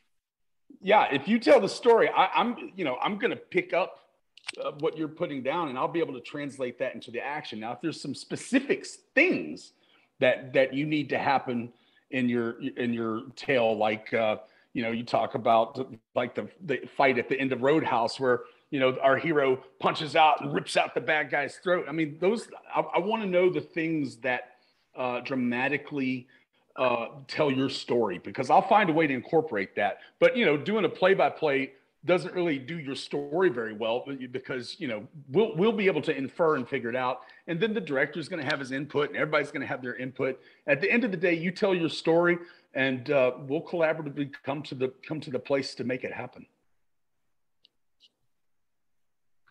All right, save thank yourself you. a lot of writing just by saying, Tony kicks the crap out of Anthony, and then Christian and Ben will figure out it, and Marc, Anthony, they'll figure out how to do that. And if you're like me when it comes to writing, I have a hard time saying I say too much as it is. So that just helps my word count. Barry knows. Yep. Anyone else want to address that question? I think everybody kind of agrees. Like, what I would say is you do what you want to do. If you get excited about writing a fight scene, I have had that happen. I've had someone bring a comic book to me, and they had a sequence that they kind of wanted me to adapt. And I mean, I wasn't offended by it, but if I thought it sucked, I'd have told them, no, let's not do that because it's not good. So I mean, I don't think it hurts. It's just probably a waste of your time, unless you're really good, unless you're really adamant about doing it a certain way and just want one of us to make it safe. But more than likely, you don't want to waste time doing that. And I mean, and if you're an expert in a field, say Right. say you're a Navy SEAL and you're talking about the attack on the Bin Laden compound, and there's certain things that happen to add to the realism of the scene. Absolutely, in that presence, in that case, I would say write it the way it's technically supposed to happen. You're the expert. You know more than I do in that regards. I want that information. But if it's a generalization, a general fight sequence, I just need to know the results. I need to know the motivations, and we'll figure out how to make it work. One thing I want to add to that is that location too. So like for instance, this weekend I'm going to Panama City, and I'm looking at this office they're using as a police station, and the two actresses are going to be fighting in a small cubicle area. Now I seen pictures, and I'm like, okay, we can do some close quarter combat. It's fine. He wants to put her head through a mirror.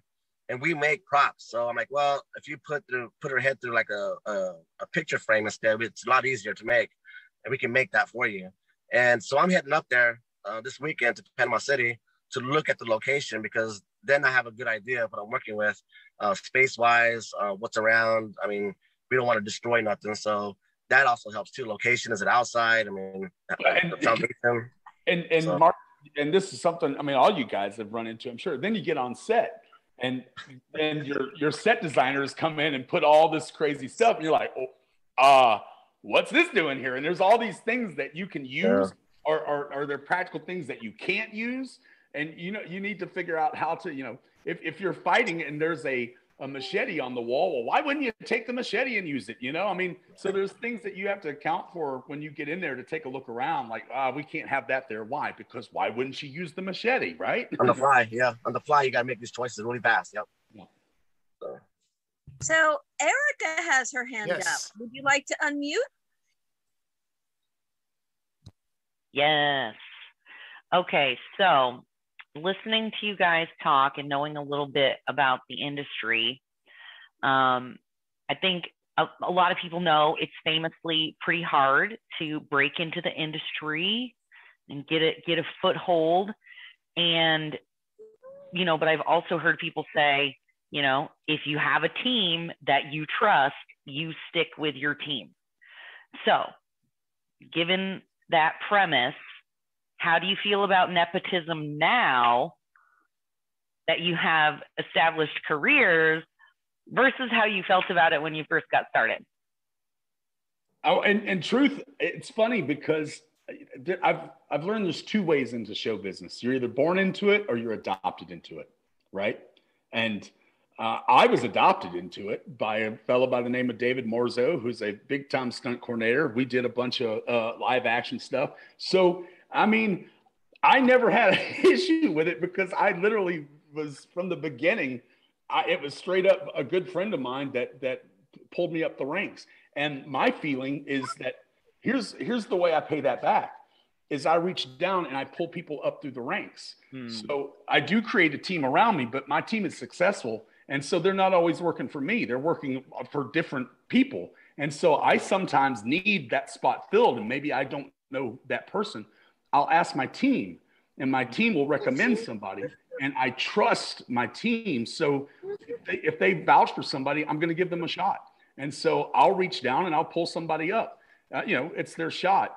I'm just a good old boy from East Texas, man. I love everybody. I want to give everybody a shot, you know. And once they get on set, you know, it really boils down to attitude. And I'll tell you one thing that I look for when I bring somebody on set, whether they're a 20-year veteran or if they're brand spanking new, if they come on set and they have that a good attitude, a teachable heart, I'll hire them every single time because they're, you know, that's who I want to work with. But yeah, I know people that know it all, that I can't, you know, they're established stunt guys. I can't do what I need to do because we're in conflict, and I can't have that on my set. I know new guys that know it all, they've done two things and they know everything. Worst. I think it's not really that it's nepotism. It's that we're trying to cover our asses and make sure nobody gets hurt. Right. So it's not that we're trying to avoid newcomers. It's that we're trying to go with what's proven. We're trying to go with three things. There's three things I look for when I'm working with someone. Someone I know, someone I like, someone I trust. Everything else can be taught. Right. And so if you're trying to get work, or you're trying to, you know, you don't break into this circle, you climb into it. You walk into it, you crawl into it. You know, it's true. But what your challenge is how do I get known? How do I get liked? And how do I get trusted? So if you wanted to, you know, move into the stunt world or something, you know, you'd call Marc Anthony or Ben or Christian, and you'd say, hey, you know I don't know the stuff that you need me to know, but I would like you to know me. And so I'm going to show up on Monday. I'm going to carry your stunt bags. I'm going to make your coffee. I'm going to do runs to 7-Eleven. I'm going to do whatever I can to be useful to you while you get to know me. And right, this is a process. You know, it's called apprenticeship. You show up and you say, I'm going to give you my time, and in exchange, I hope to absorb some of your knowledge and have an opportunity to make an impression on you. And if you make a good impression, you know, we all need more people. So if you make a good impression on people and everyone likes you and everyone gets to know you and they trust you and they feel like, you know, you're even if you're a girl, you could still be a stand-up guy, right? Then, you know, then they're going to put you to work, and they're going to see, you know, some little stunt will come along, and it's probably something that the other guys in the team have done 20,000 times, and they're bored to death with it. And they say, hey, you know what? Let's have Erica give this a shot. And then then you'll get your moment of glory, and everyone will high five you, and the next day they'll give you a little more work. You have to be willing to work your way in and invest your time to build the relationship. And you know, I was on a set in 1995. I was brand spanking new, green behind the ears, and I met Russell Towery, who's like one of the towers in stunt coordinating. And I asked him, you know, what do I do to work for you? And he was honest with me. He says, look, man, I won't hire you because I don't know you. I got guys that I do know. He goes, you're just going to have to pay your dues and do the time. And you know what? I ran into Russell 10 years later, and I said, hey, you were the first guy that was real with me about this business. And I will never forget that, you know, and that's exactly how it happens. You know, you just show up, you have a work ethic, you have a good attitude, and you be as safe as you possibly can. You know when to say no, know when to be quiet, know when to speak up, you know. My story's a little bit different. My story's a little bit different. When I was in high school, back in, I was supposed to graduate high school in 89, but I graduated high school in 92. And 21 years old when I graduated high school. So, you know, I was special ed. So, you know, fighting was my thing. I've been taking martial arts since I was 5 years old. And kickboxer 4. And I auditioned for Power Rangers. And so I auditioned for Power Rangers. And they asked me if I did some small stuff with them for like 2 days, but I couldn't afford to live there. It was too expensive. I was sleeping in my car, and I knew to do the film. So I started doing small projects with Baca, Texas Ranger, and a few other projects. And I just did them once in a while. So I went to LA, tried to break in there. And every time I went to an audition to do something, like meet the stunt coordinator, meet the stunt guys, sometimes they wouldn't talk to me. They wouldn't talk to me. They would kind of like blow me off. And even some stunt coordinators. But then I met Jeff Wolf. He's up there in LA. And he started telling me, like Steve said, carry their buckets, move their mats. And I was kind of cocky and arrogant back then. I'm like, I can carry nobody's mats. I'm not going to do that. I'm not that guy. Well, I became that guy. And I met this guy named Pete, Porteous. And Pete took me underneath his wing. I call him Uncle Pete. This guy he's been in the industry for 50 years. He's done stuff with Bundy, the guy that did the Dukes of Hazzards, the original jumps, Buzz Bundy. He's worked with all the original, like David Carradine. He's worked with all these people. This guy is like amazing. I call him Uncle Pete. He's become a good mentor of mine, a good friend of mine. James Fuentes. These guys are old school stunt guys, and I'm just a kid. So they took me underneath their wing. I would mop the floors at the place. I would go to the ranch. They had horses. They were Western guys mostly, but they did car stunts. They do everything. Guns, pyrotechnics. They did everything. These guys were awesome. So I started learning from them, and then they told me to go on and make my own way because they really couldn't help me a lot because I didn't want to live in LA. It was too expensive for me. So I left LA and I created my own thing. They said, go create something. You're good enough. You're still young enough. Go create it. So they gave me an opportunity. There was a stunt coordinator that did the Matrix and the X-Men movies. And I bought out all of this gear. And that's how I got the equipment I have. I bought out the ratchet, the descenders, I mean, everything. And then, it's like $1 million worth of equipment. I bought it dirt cheap. And now I got my own business, a company. And now, since I've trained in this equipment, I know how to use it. So then I started putting a team together to help me run the equipment. And then I started training people. Like today, one of my guys drove up here to Florida. I had lunch with him a while ago, and he goes, "What can I do to stay busy?" I say, stay in my circle. I told him, I was like, "You coming up here to help me in Florida shows me that you care." I broke down over here. My transmission blew on me. he brought me his car. I flew him to Austin right now today so he can bring my truck to me and my other truck. So, and he's a team player. He helps out. He went to the ranch.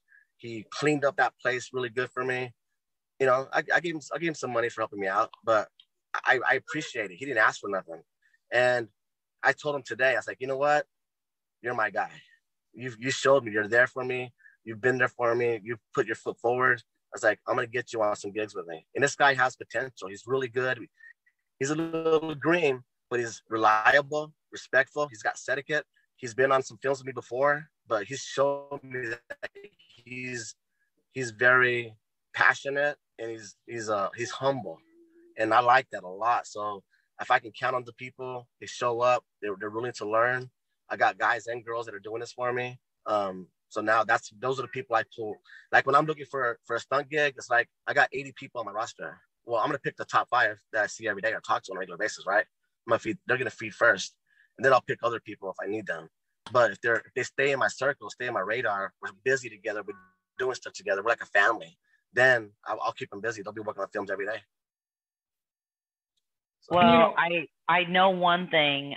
Benjamin is in trouble because he knows that I want to be a precision driver, a stunt driver.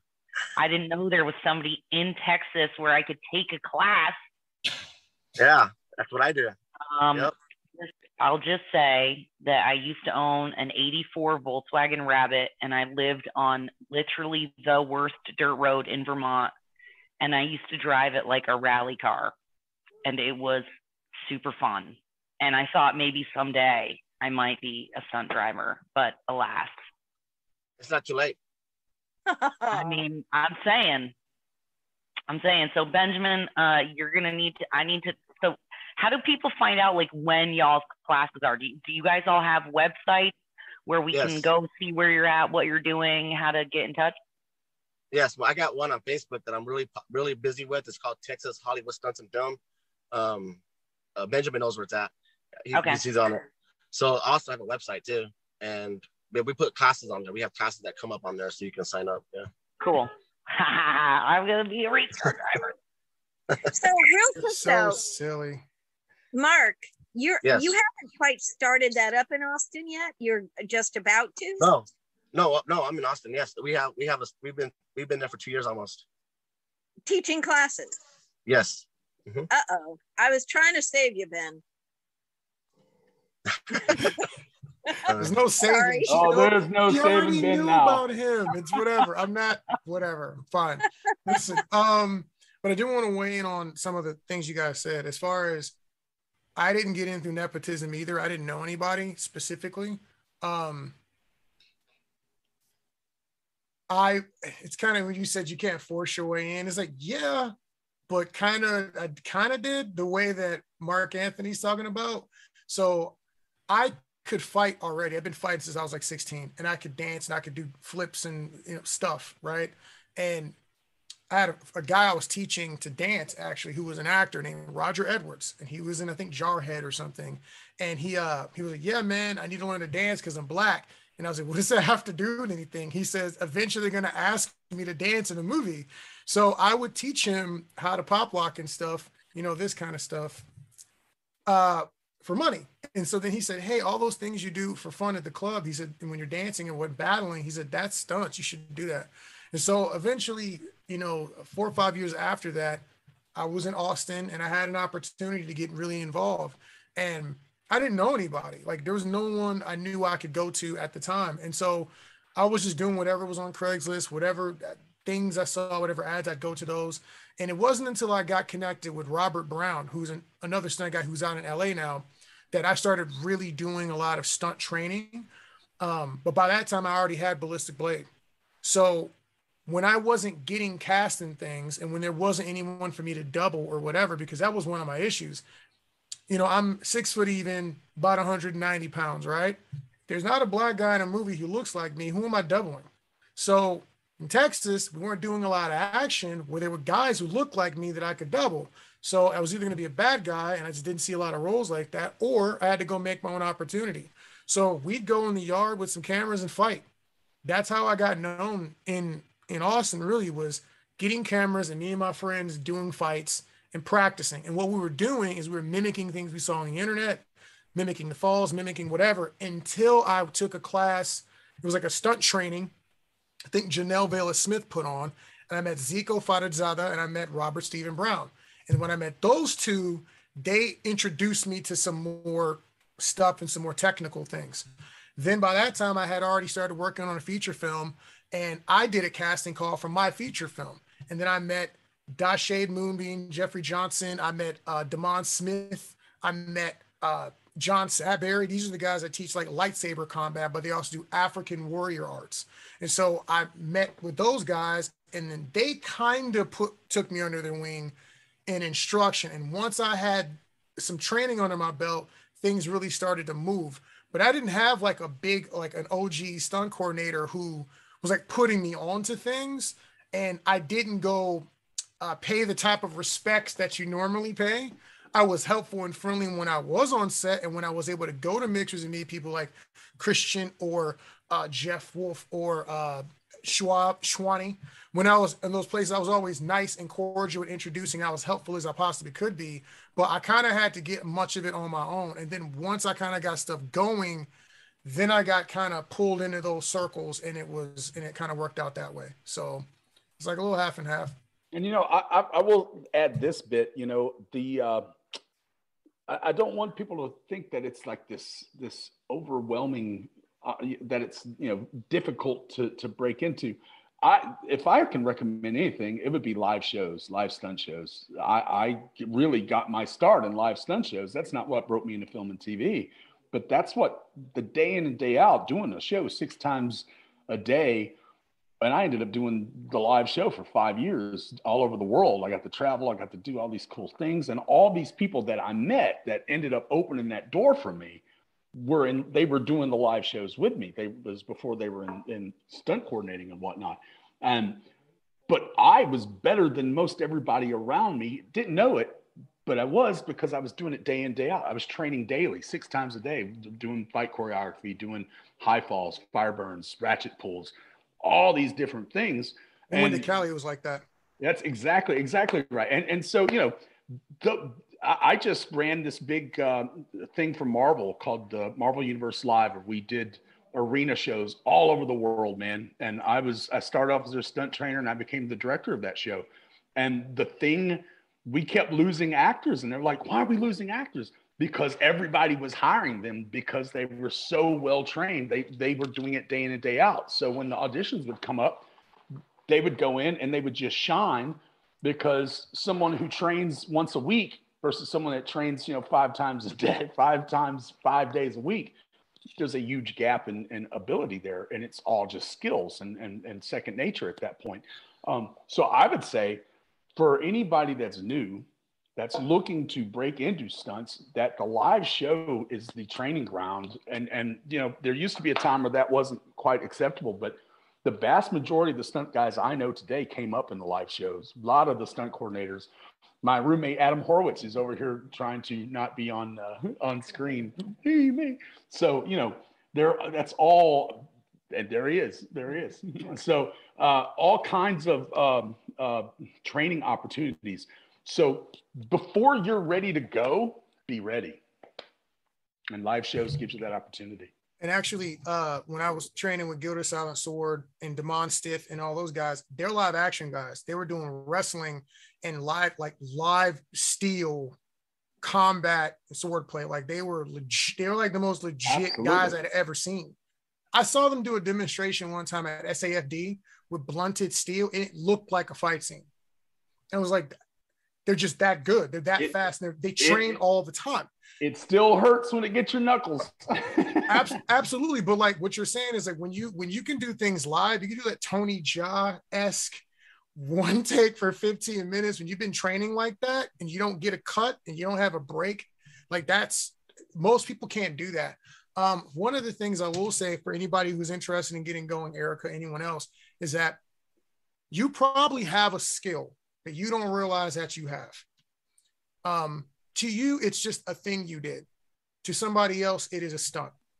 You know, that gymnastics you learn to do in high school, it might be a really good round off you do. Some actors can't do that. Find something that you can train everything, get good, but like if you have a thing that can set you apart, if you can roller skate, if you can rollerblade, if there's a thing like that, highlight that talent. And in 2021 with social media and all this stuff, like people can see what you're good at. Like I'll give you a prime example. Like I did a lot of stuff as a kid I didn't think mattered, right? But I used to roller skate a lot.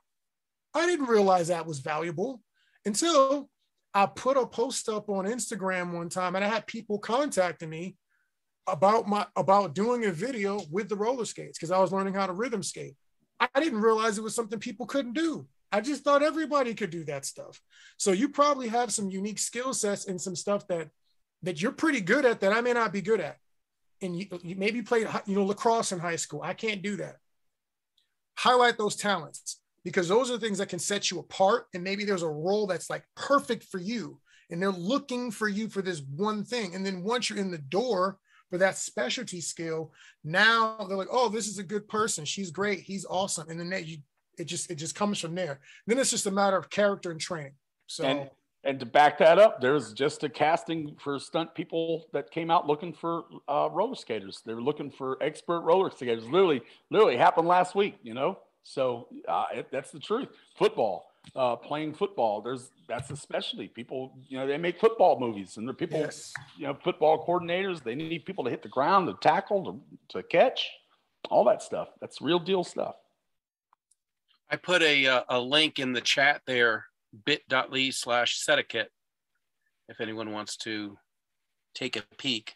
That it basically just says, come in, do your job, be polite, and get the hell out. Don't assume that because people are friendly to you, they're your friend. You might have the job that they was hoping their brother was going to get. Don't touch anyone else's equipment. If it turns out broken, you'll be the one who gets blamed for it. It's sufficient to just come in, be friendly, do your job, and leave. Yes. Everyone on set is stressed, and you don't want to be the lightning rod for someone else's stress because you were in the wrong place. Stick with your department, talk with your team, stick with your boss, and leave them wanting more, not wishing you were left sooner.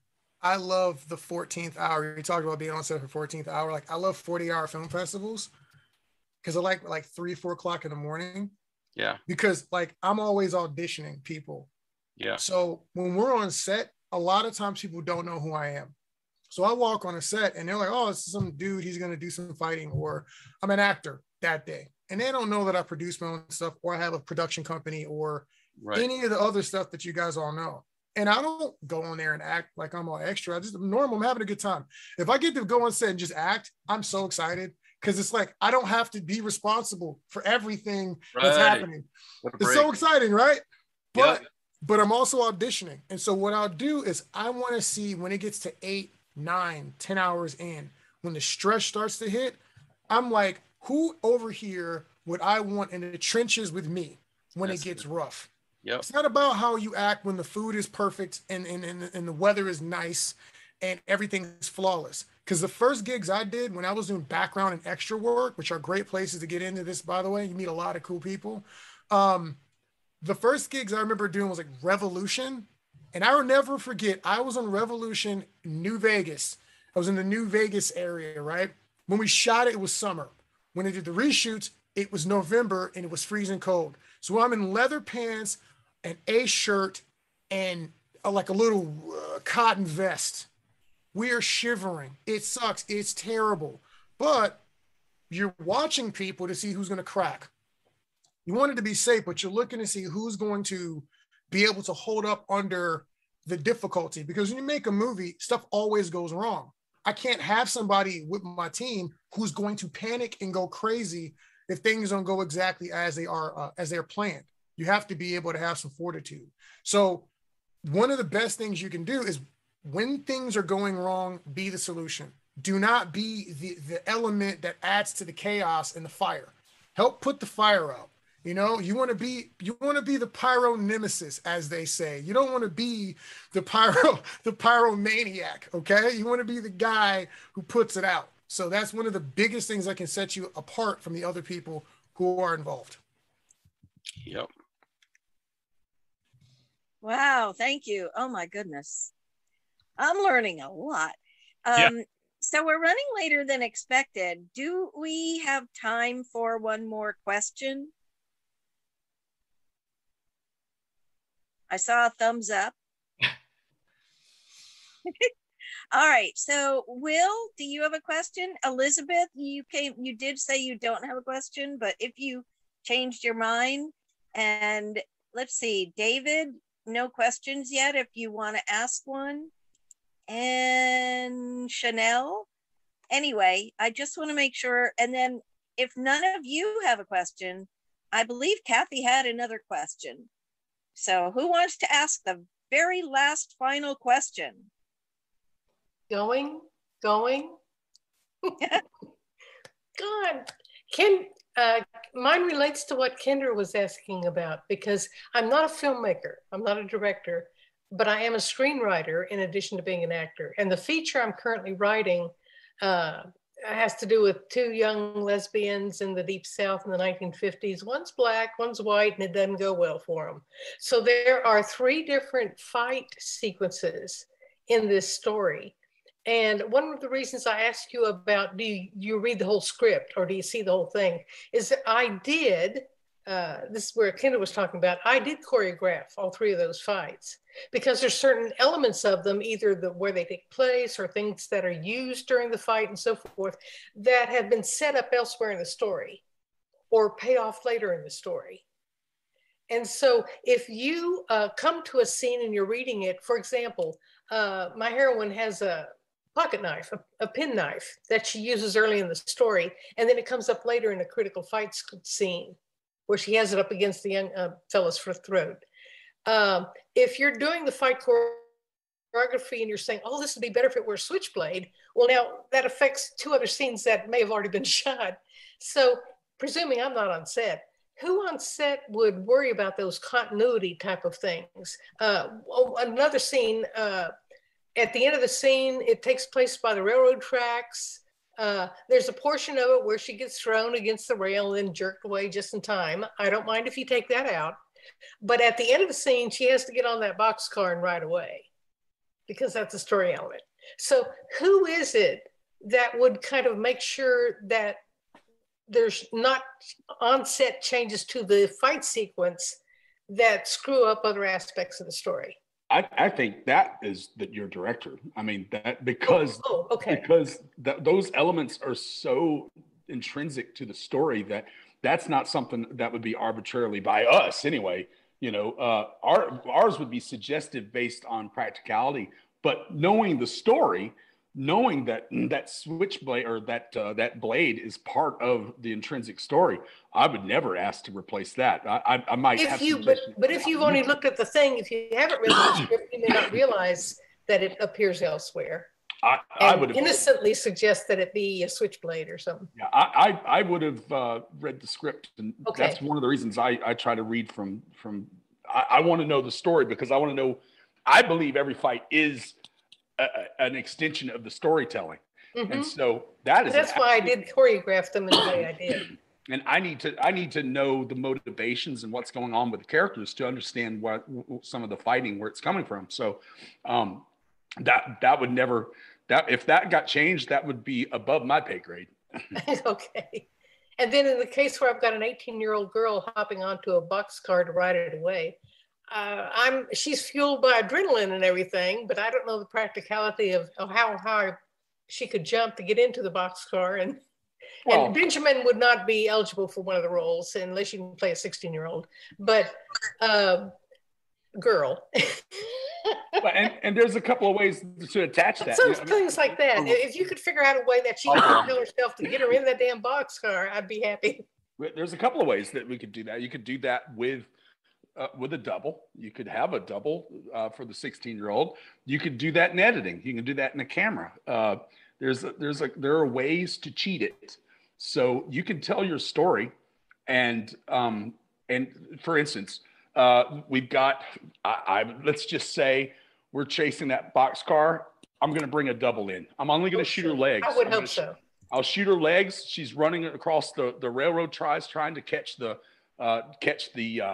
box car. Then I would cut to a camera that's in front of her, where maybe a cutaway to her hand grabbing the rail, and then cut to a camera in front of her pulling herself up. And so in editing, we never once used an actor or stunt person. I got you.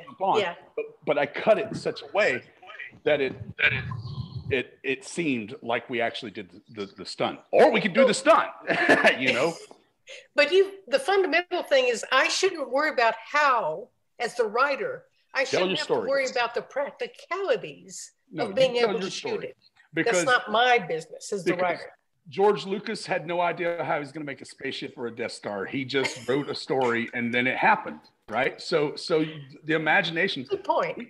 We practically don't have, the imagination has no boundaries, but in reality we do. We have to figure out how we want to do it. But you let the story be the story, and we'll figure it out. That's my fundamental question: is I shouldn't worry about how it's going to get done. I should write what I would love to see in the story.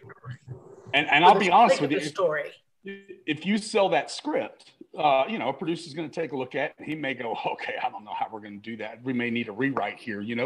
There are things that happen to get around stuff, but at the end of the day, you tell your story and let everything else revolve around that, because story, in my humble opinion, is central to everything. Yeah. Because a fight makes no sense if there's not a reason for it. A stunt makes no sense if it's just arbitrary. It all tells a story. It all builds to a certain point. Okay. Benjamin, you look like you had a comment to make. No, I mean, he's right. But besides my suggestion that you play 16-year-old. Yeah, that's entertaining. I mean, I can wear a wig, it's fine. But what I'm saying is, and have nice legs, just putting that out there. In reference to... Let's see him. Well, I think he might have more trouble with the sexual violence scenes. So yeah, probably a little different. Erica might get mad, but no, when it comes to the actual like stunt stuff like that, like for instance, I'm often producing mine. So if I know I have a budget of $3 million, I might already be working through it because that's what I kind of do. If it's something outside of my pay grade, I might ask Christian or I might ask Marc Anthony, hey man, how can we do this cheaply? Right. And they'll say, oh, we could do blah, blah, blah, blah, blah. And I might say, okay, well, the main focus is I want to show this emotion. We work out the cuts and however we can make that piece that together. But you as a writer, you don't have to be overly concerned with that. Like that is why you ask one of us and we'll have ideas. Like Christian just gave you off the top of his head a way to shoot it with a stunt person, without a stunt person. I'm sure Marc Anthony has some sort of a rig. He might say, if you really want to have somebody do this, I'm going to wire them to the side of the, but it's not whatever. It's not the writer's problem. It's the director's problem. It's the stunt coordinator's problem. Exactly. You write the story and we figure the rest out. Exactly. That's what we like to do. Yeah. Thank you. Great. Thanks, Kathy Rose. All right, team, I've got a jet. I want to thank you guys so much for letting me join you tonight. I was just going to say the same thing. Thank you to all of you. Wow, I learned a lot. I really enjoyed it. And yes, everybody can unmute to clap for our speakers. Yay. Clap for our audience. Thank you. I like to say a shout out to Barry. Barry is like one of the most honest, humble, hardworking persons I've ever known. Barry is like a gem. And I want to say thank you, Barry, for contacting these people and helping them with this, because Barry has so much passion for what he does. And I'm grateful for his friendship. And I'm glad he's my publicist. But I tell you what, without Barry, I don't know where I'd be, because he's like definitely opened doors for me. And I'm grateful. So thank you, Barry. Well, thank you. Thank you, Barry. Much appreciated. And I wanted to thank all you 4 speakers, Barry, Tootie, Judith, everybody for helping. This has been great. It's been our first virtual meeting. And I'll tell you, you guys added a lot of information, incredible amount of information, inspiration from the heart, talked about ethics and attitude and intentions. And that's the most important thing in the world, is being respectful, listening. Thank you. I thank all 4 of you, Barry, Judith for helping, Trudy, and God bless y'all. Thank you. I just wanted to add my 2 cents in on that. Awesome. Oh, on that note, in case anyone actually doesn't know who Gary is, he's one of the co-founders of the Network Austin Mixer. Oh, wow. Wow, yeah. That's cool. And he is multi-talented, has a beautiful heart and a passion for the entertainment industry and other things as an author. So thank you, Gary, because without you, there wouldn't have been a Network Austin Mixer. Well, thank y'all. I got into it accidentally. A friend of mine in 2004, an actor, Doran Ingram, noticed that there wasn't a meeting organization for actors. So he started it, then I joined in, and it took off quite well for several years. COVID surely slowed it down 2 years ago, but it looks like we're on a new start. And if we get guests and speakers as interesting as you folks, we are definitely on a good start. Thank you. Thank you, Gary. Good night, all. Good night, everybody. Thank you so much, Steve. Thank you so much for having us all. Night. Bye-bye. Thank you. Good night. Good night. Thank you so much, Christian. You're very welcome. Thank you. Thank you very much. You guys have a wonderful evening. And did I miss saying thank you to Marc? Is he gone already? I'm right here. I just set my camera off because my daughter's getting tired. Aww. Okay. She's my ride or die. She's with me all the time. Aww. Well, I'm just so grateful for all of you. Benjamin, I have always called you Benjamin, but I heard so many people calling you Ben. Can I call you that now? It's fine. Ben, Benjamin, Mino, Lord Violence. I go by all these names. Don't call them late for dinner. Exactly. A man has many names. Yeah. And by the way, those words from Christian about Barry, he is a great guy. I'm just recently getting to know him. He and Tootie, I couldn't have done this alone. They just were amazing, are amazing. And if anyone needs a publicist, see Barry over there? Absolutely. And those words, they came from Marc, but I was thinking them. I put some Xavier into that. And if anyone needs a gorgeous actress who is multi-talented, see Tootie over there? She's pretty amazing. I've known her for a number of years, and she's really great. Thank you. Awesome. So, thank you again, everybody. Tootie, if you could not close out the Zoom yet until I make sure I figured out how to keep the recording, that'd be great. Okay. And Elizabeth, thank you for coming in. I appreciate you have become one of our new great, wonderful volunteers, willing to just help where you can. And everybody else who came, all you attendees, thanks for coming. And I'm going to try to get this out. I hope one of us succeeds in getting the recording and turning it into a video to put it on our Network Austin Mixer YouTube channel. And all the people who weren't here, they'll get to be sorry they weren't here. No, it's awesome. Well, yeah, please do that. I'll share it once it's up. Definitely on Austin Action Fest and on the Ballistic Blade page. So once you have a YouTube link, let me know and I'll go ahead and push that out as well. All right, great. Yeah, kind of make sure you're following these four guys that we had here. Benjamin with Ballistic Blade and Austin Action Fest, and whatever film he's on at any given moment, he's almost always doing something. And Kristen, you probably have and Steve is already gone, but you got his bit.ly/Sedicate link. I hope it's above if you want to scroll up in the chat. And Marc Anthony. Mm-hmm. Yes, ma'am. You have what is the name of your website again? It's Extreme Force USA with no E. There you go. XTREME. Yep. So did I miss anyone, or I want to make sure you all shout out, plug what you've got there that attendees can go look for to find out more about you and what you do and for themselves. Got a couple of TV shows going out right now that I got Leverage Redemption on IMDb TV, and I've got an episode or 2 coming up of Doom Patrol on HBO. So check those out. Nice. So I get a recurring character on that. So I want a 4th season, by golly. Nice. Dude Patrol? Is it Dude Patrol? Doom Patrol Doom. on HBO. It's a DC TV show. Yeah. Yeah. I watched that last season.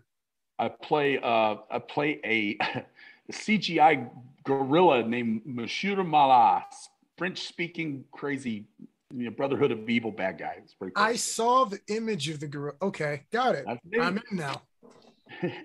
I'm in for it.